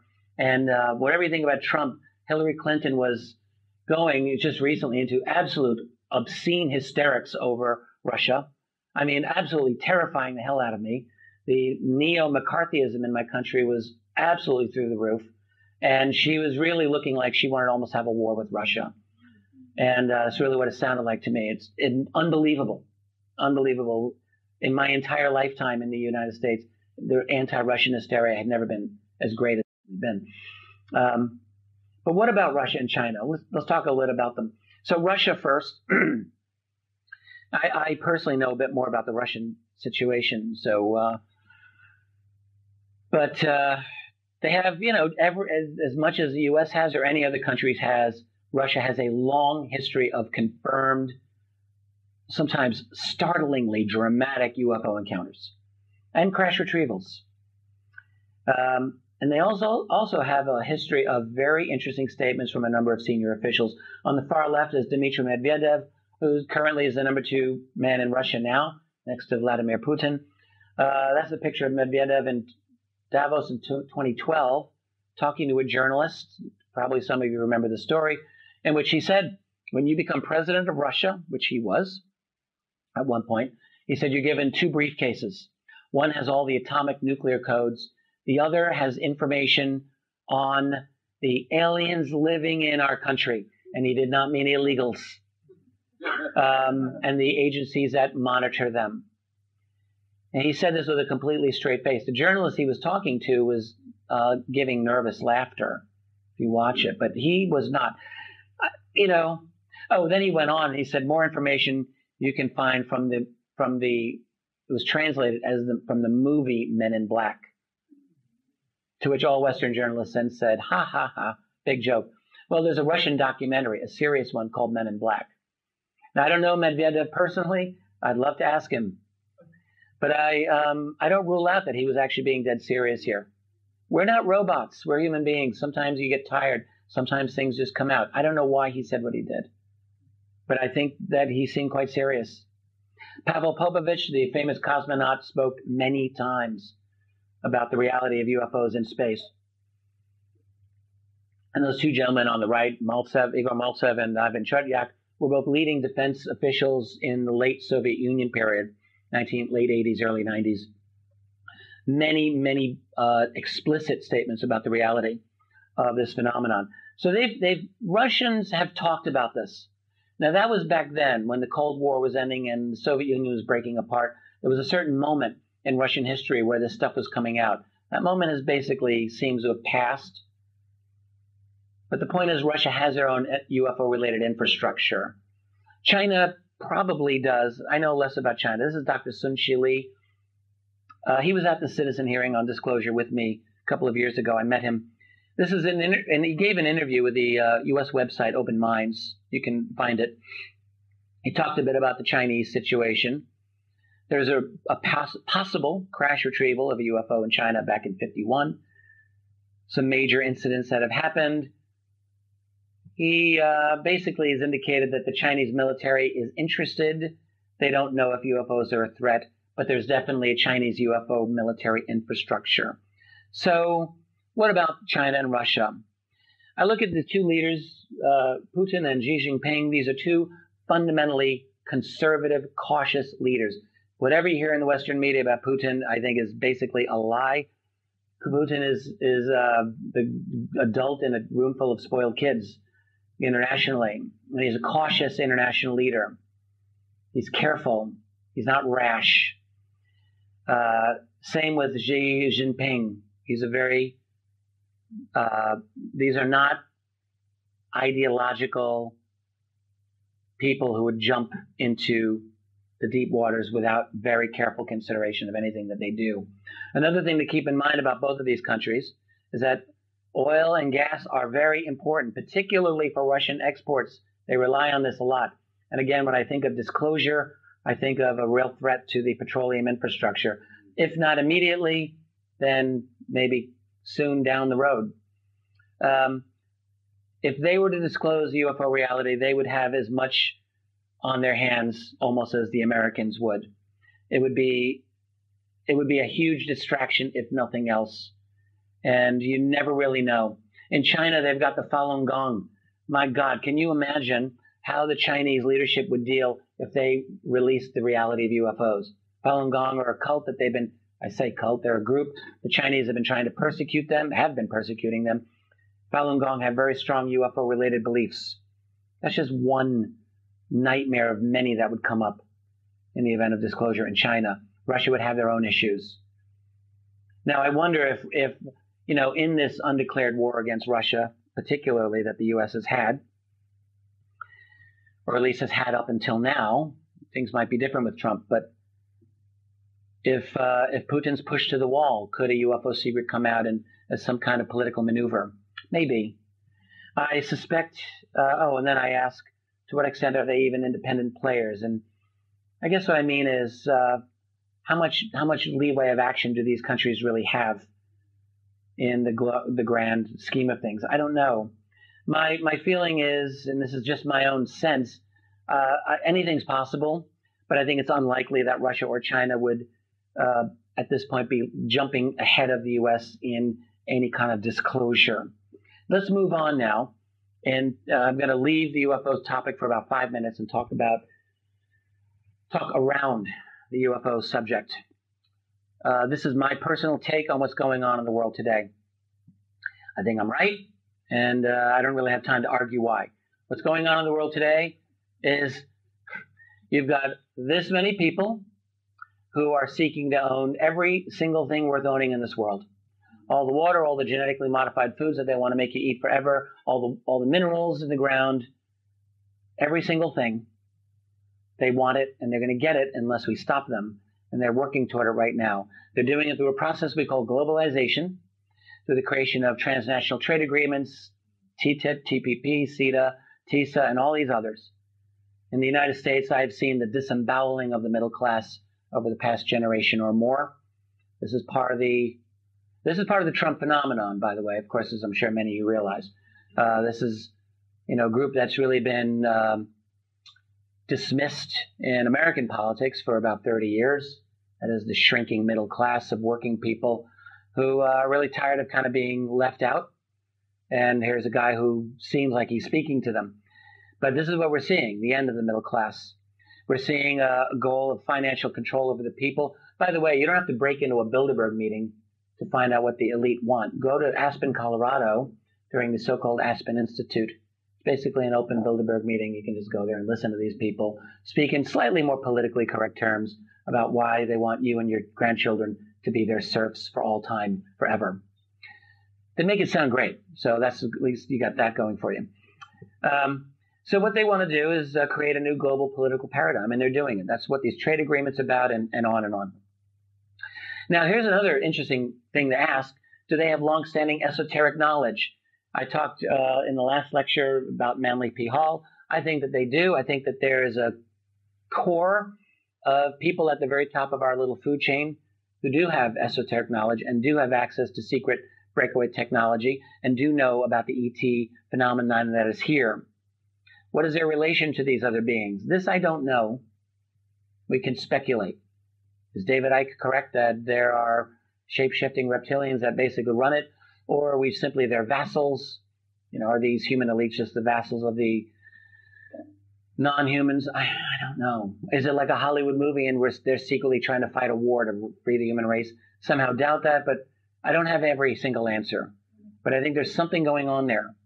Something's happening there. Now, I'm going to come back to the UFO subject in just a moment. What is driving our future and what's driving this globalization, all within 20 years, we're going to see dramatic changes in every single thing that I've got here and on the next slide. So in terms of hardware, there's Moore's law, which of course talks about the doubling. Originally, it was about the doubling of transistors on an integrated circuit every 18 to 24 months. Now it's just the doubling of computer power every 24 months, and it's holding. Maybe it won't hold forever, but it's holding. You know, if you had a computer in 1990, you know what I'm talking about. We're moving toward extremely advanced hardware. Artificial intelligence is basically coming.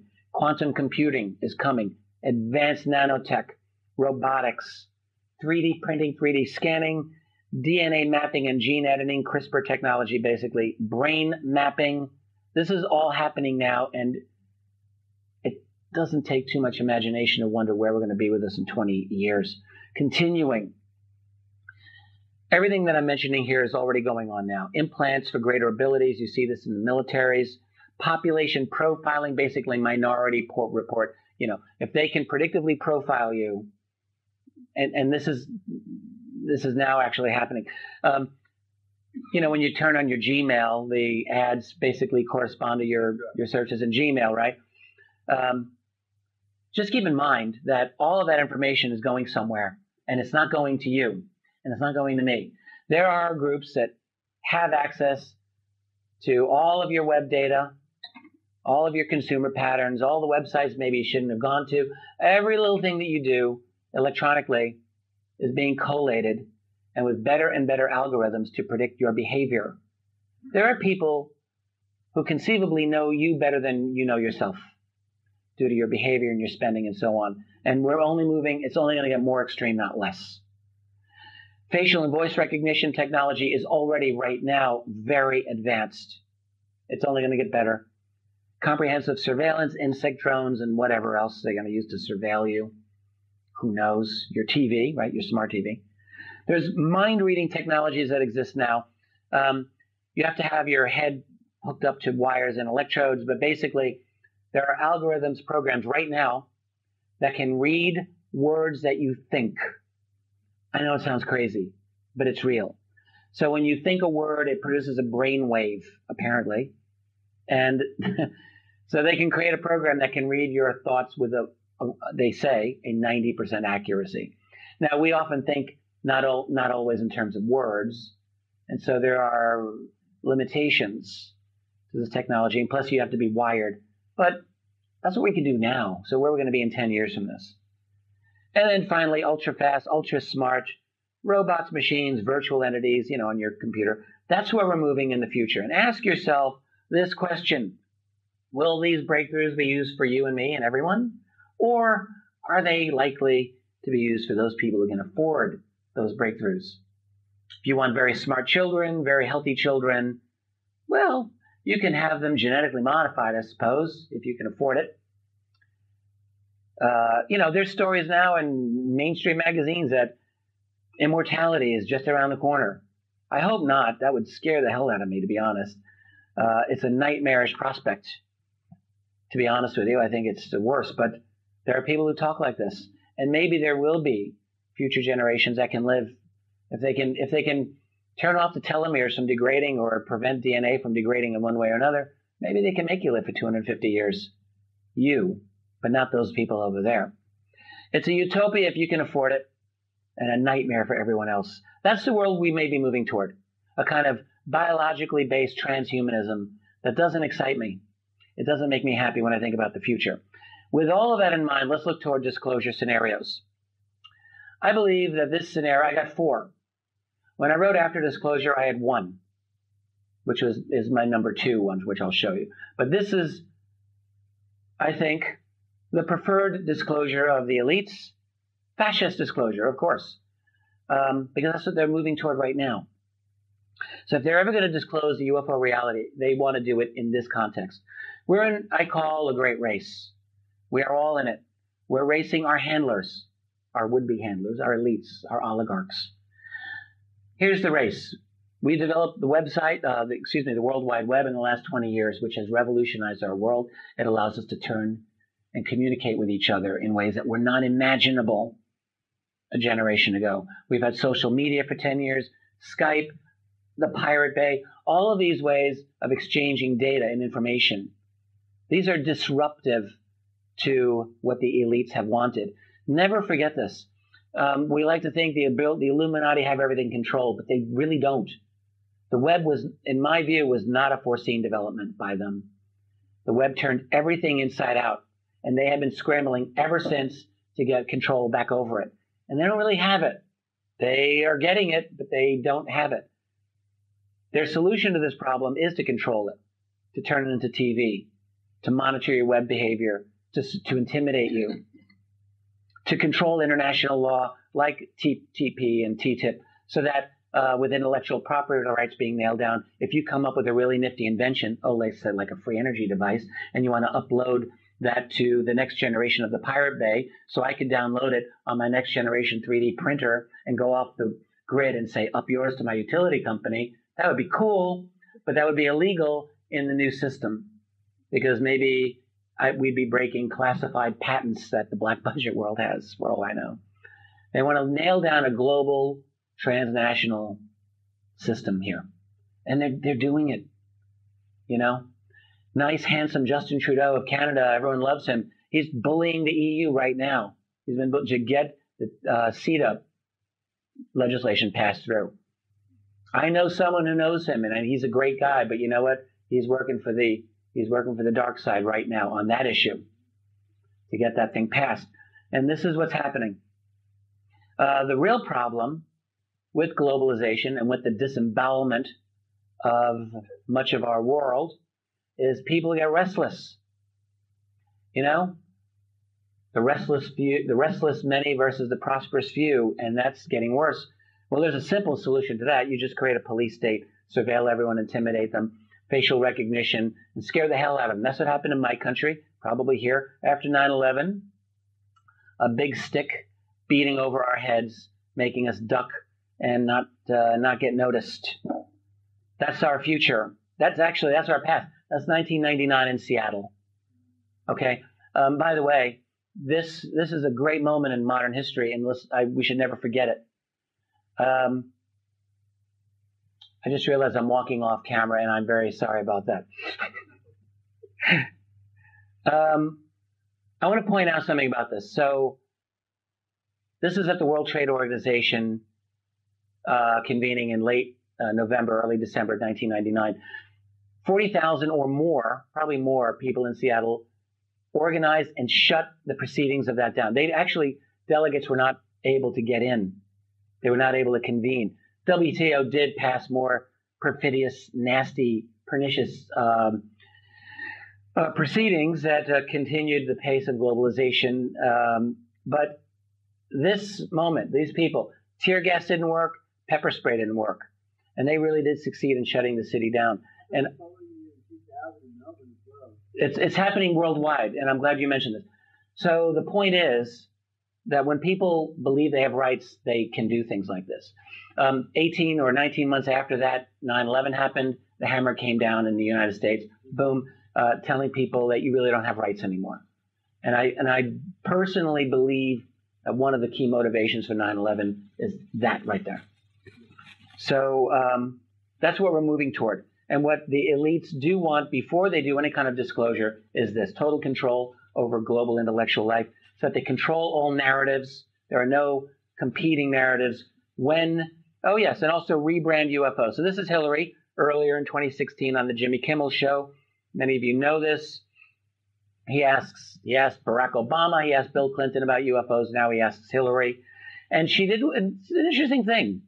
She corrected his terminology. And she said, we don't call them UFOs, we call them UAP, unexplained aerial phenomena, which is a phrase that's been used since 1980. And it's a much less value-laden term. You think of UFOs, we think of gray aliens and Area 51 and whatever. Not so much with UAP.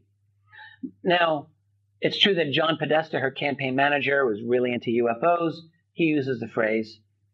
But I also believe that this is a potential rebranding of the subject. If there's ever going to be a disclosure, I don't believe it's going to be with the word UFO. I think it will be with the phrase UAP or something else to kind of move away from all the questions that people might ordinarily have What they want to do, is control this Sprite-like drink that came right back up, is they want to control that narrative to the maximum extent possible. And I think this is one possible way or one possible strategy. Now, does this, and then I'll come back to Hillary and Podesta and Tom DeLonge and Donald Trump in a minute.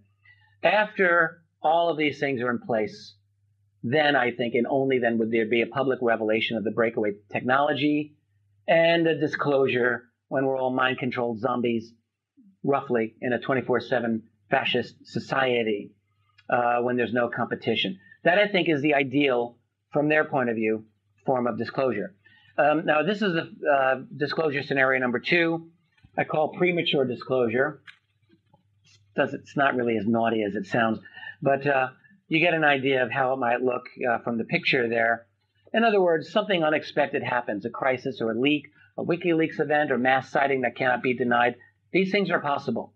Something that we're in a revolutionary era. We get better and better ways of monitoring the world around us. It is still absolutely possible. The thing mitigating against a mass sighting is the fact that on YouTube there's sightings everywhere, and we don't really know what to do with them. We don't really know how to prove, is this real or is this not? But that doesn't mean that that will go on forever. Things can happen. We're in a very tumultuous era. Maybe Russia will do something. Maybe the U.S. policy in the Middle East will backfire and it'll cause an economic crisis, because it could happen. And in economic crisis, political crisis, leaks come out like rats jumping a sinking ship, and that could include disclosure. All kinds of crazy things could happen. I do believe there would be an attempt by the Americans, anyway, for a self-serving sliver of the truth, deceptive disclosure, I guess I would say. But if once this comes out in an unexpected way, it would be a very difficult situation to contain, potentially. And there would be a great amount of potential for us actually as engaged citizens to get to the bottom of this. We remember the Occupy Wall Street movement. I like to think of Occupy Area 51 or Occupy Pine Gap. These are possibilities. With an engaged and enraged public in a premature disclosure, when it comes out without preparation, things can happen. So it's just a possibility. This is a theme of one of my books. Then let's talk about insider disclosure. This is a third scenario. And as I was saying earlier, there's a long history of activists who try to end UFO secrecy. Here's some interesting people over the years. Donald Kehoe, Roscoe Hillenkoetter of the CIA. There's a French Minister of Defense from the 50s, Robert Gallet, who had some interesting things to say about UFOs back then. James McDonald, who toured Australia. Great American atmospheric physicist, all working on it. I myself was part of the citizen hearing on disclosure. There's a clean-shaven me there in the middle. Stephen Greer's Disclosure Project back in 2001. There have been a long series of attempts by citizen groups over the past couple of decades to get this issue going and end UFO secrecy. Hasn't happened. Then you have this latest iteration, the John Podesta, Tom DeLonge scenario. John Podesta was Hillary's campaign manager, Bill Clinton's chief of staff back in the day. Tom DeLonge, the star of Blink-182. I met Tom a couple of years ago, and I really liked him. Tom DeLonge got into UFOs and cultivated a number of high-level generals, and one man was the head of Lockheed Skunk Works. Very important people who were telling him about the reality of UFOs, the reality of alien tech, Roswell tech going to Wright-Patterson Air Force Base. And he arranged meetings of these people with John Podesta earlier this year. This all happened. Now, John Podesta did not give any indication that I could see in these documents of a committed position. But he obviously was open to it. There's some of the emails, WikiLeaks got these out, where DeLonge is writing back to Podesta saying, so, any news yet? What's going on? In other words, clearly Podesta said something like, interesting, I'll get back to you. I don't know what's happened. There are always machinations on the inside, and this is high-level stuff, obviously, because of that lady. There was a lot of discussion. Would Hillary Clinton have disclosed the truth about UFOs? I just wrote a piece on this yesterday. It's on my website. You can go to richarddolanpress.com. I also put it on my Facebook page if you follow me there. I personally do not believe that these people would have disclosed. I never believed it. I debated this politely with my friends Grant Cameron and Stephen Bassett, who did and may still believe it. I don't know. I look at the power structure behind Hillary Clinton and Podesta. These are seasoned political operators. I have personally not been able to see any motivation for them to do this. I see nothing to gain.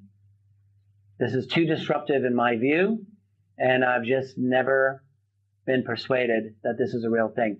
All this talk about UFOs, my take on it is that it's a vote getter.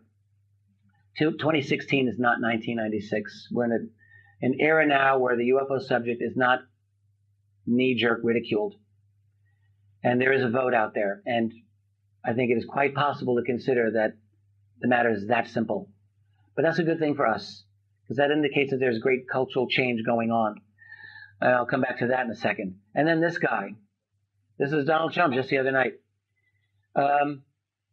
I don't see Trump as a disclosure president, so let me just put that right out there. But I do see Trump as a disruptor. I could be wrong. He could be just as corralled by the neocons and Wall Street as Hillary Clinton is. Absolutely, she is. Trump can be. But Trump, this has to be said, as a candidate,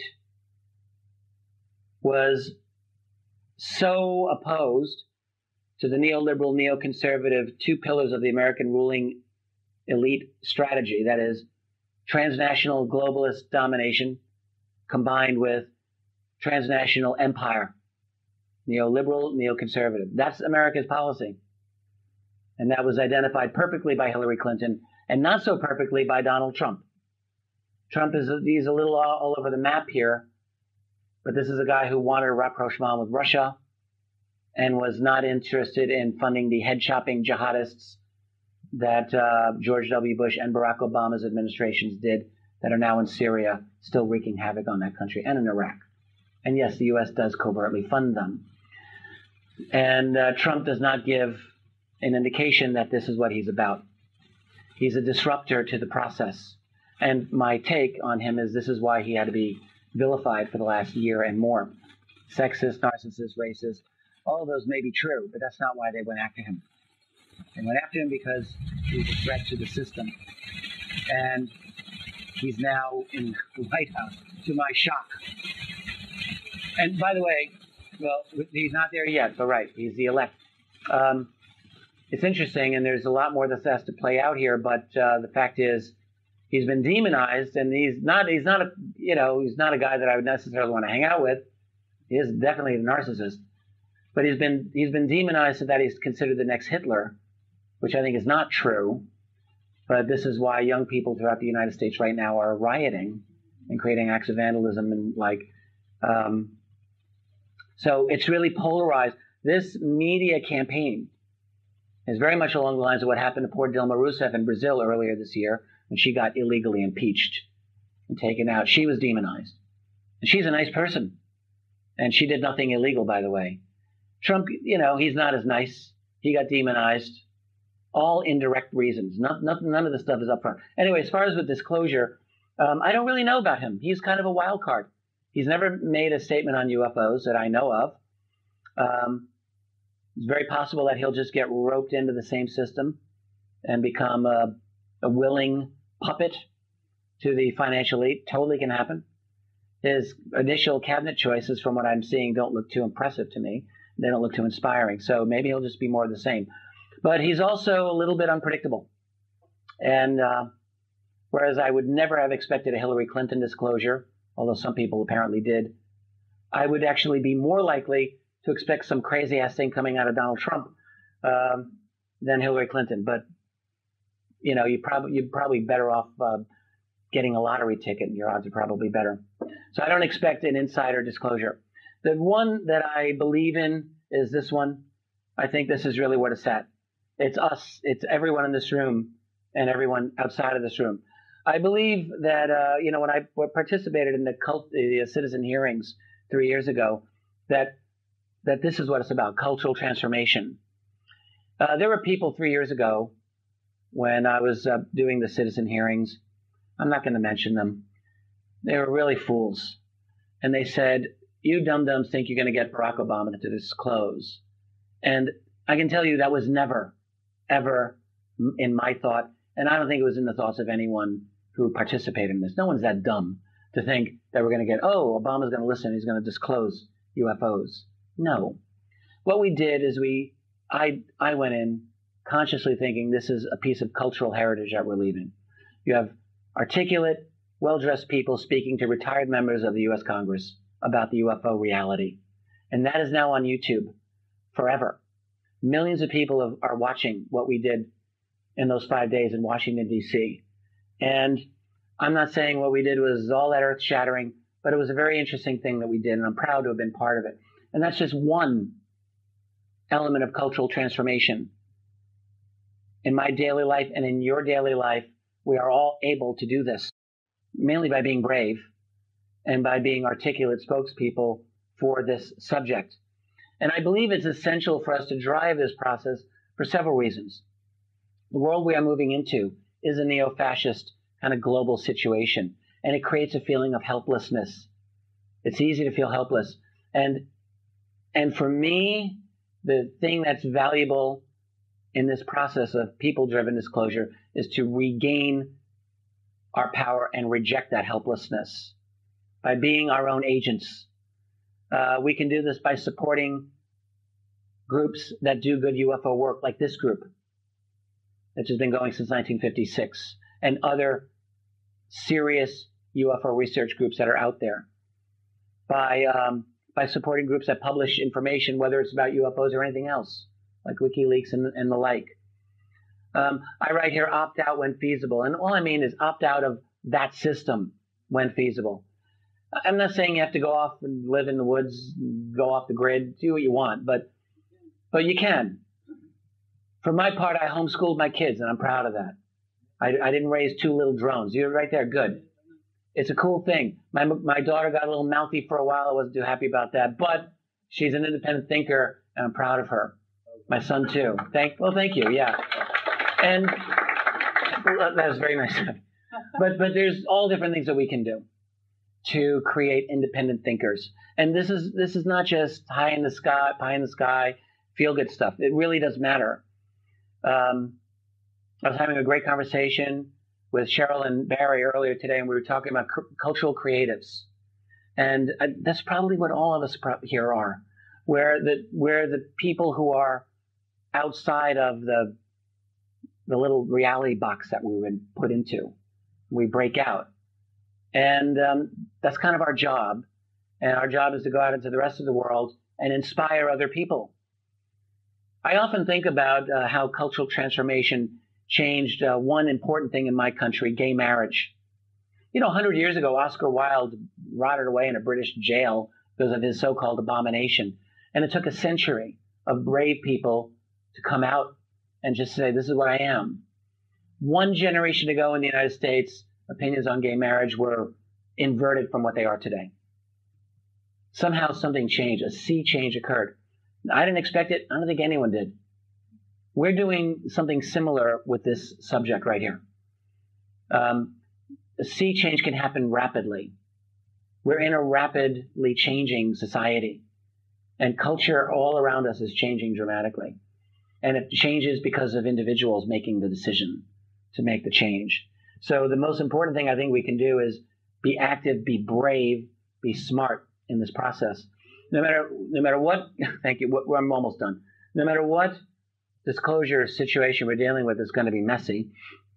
I think what will happen to politics in the Middle East or in the U.S. or anywhere else, truth movements evolving, and a long time to resolve issues, because frankly, disclosure probably won't happen with a gray alien at the podium that you can ask questions to. So there'll be arguments, there'll be debates that will continue maybe for generations. The culture wars might get worse, not better. But hey, no one said disclosure was going to be fun or easy. It's just the truth. It's just a fight for the truth. And that's really what this is about. It's not about having a good time and creating utopia. That would be nice. I'm not much of a utopian. I am an idealist, and I believe in certain ideals, the first and foremost of them being truth. Ultimately, we have to come to grips with whoever these beings are. I don't know that we'll ever be ready. But again, I don't really know if it matters. Oh yeah, right here. Hopefully these others do not support the current Earth status quo. In other words, I don't really know, do they have an opinion on our power structure or not? Some people are convinced that these other beings speak to them and they want us to move on to the next level of consciousness, the next density, whatever this is. But I don't really know that these other beings have a problem one way or another with our power structure. They certainly haven't done anything to change it for the better that I can see. We're in a pretty bad way. I often joke, we're never going to be ready to deal with them, but that won't stop us from dealing with them. No one's ever ready for great change when it happens, but it happens anyway. Who's ready for their first child? No one, and you have it anyway. That's life. So just because you're not ready for disclosure doesn't mean it won't happen. I think it will happen. This is my final slide, I believe. I should really not be such a downer. I'm looking at the list, what I wrote here. I don't really know that we're outmatched. In a sense, we're outmatched by the UFO phenomenon in the sense that we're dealing with a very advanced intelligence that operates beyond our normal level, and we are really not sufficiently organized to deal with that. We don't really have data worldwide. We don't know how many sightings are going on in most parts of the world. We don't really have a lot of communication amongst ourselves, even researchers, to share information, to really move forward on this. We're moving ahead by little drips and drabs. We are starting to deal with it. And then there's all these people who have these incredible experiences that sometimes traumatize them, and they speak to no one because of the ridicule factor. So we're atomizing ourselves and we hurt ourselves. This is what I mean when I say we're outmatched. There's a lot of things we can do to make that better. It all starts with bravery and intelligence. There's nothing stopping us from that. I would argue that for me, a disclosure or an end to secrecy is less about learning the scientific truth about who they are and more about reclaiming our power. I'm very little interested in fascist disclosure. If that happens, I'd rather just live with the aliens. I have no interest in living in a totalitarian society that discloses this for me. I'm out. I have no desire for that. But I am interested in a disclosure that allows us to regain our own dignity as free human beings. That's what I believe in. I'm sure we all do. So it's about that, and it's about learning what the truth is. That's what it all is. I mean, will we ever really learn the full truth? There was a UFO skeptic, Philip Klass, I mentioned him earlier, who had what he called a UFO curse on all of us believers. He said the curse is this: when you die, you'll be no closer to the truth than you are now. Now, he got it wrong on two levels. Because A, we actually, as a society, have been learning more and more about this phenomenon. We're not just spinning our wheels. But he really missed the larger picture. The larger picture is, this is not being idealistic. This is true. It is the journey toward understanding that truth is the value. And all of us know this. By throwing ourselves into this unbelievable mystery and this incredibly politically important subject, we have all made ourselves into better people than we were. And that's really what this is about. By continuing this effort, we make ourselves better. We make those of us around us better by inspiring them. And that is my lecture. Thank you very much.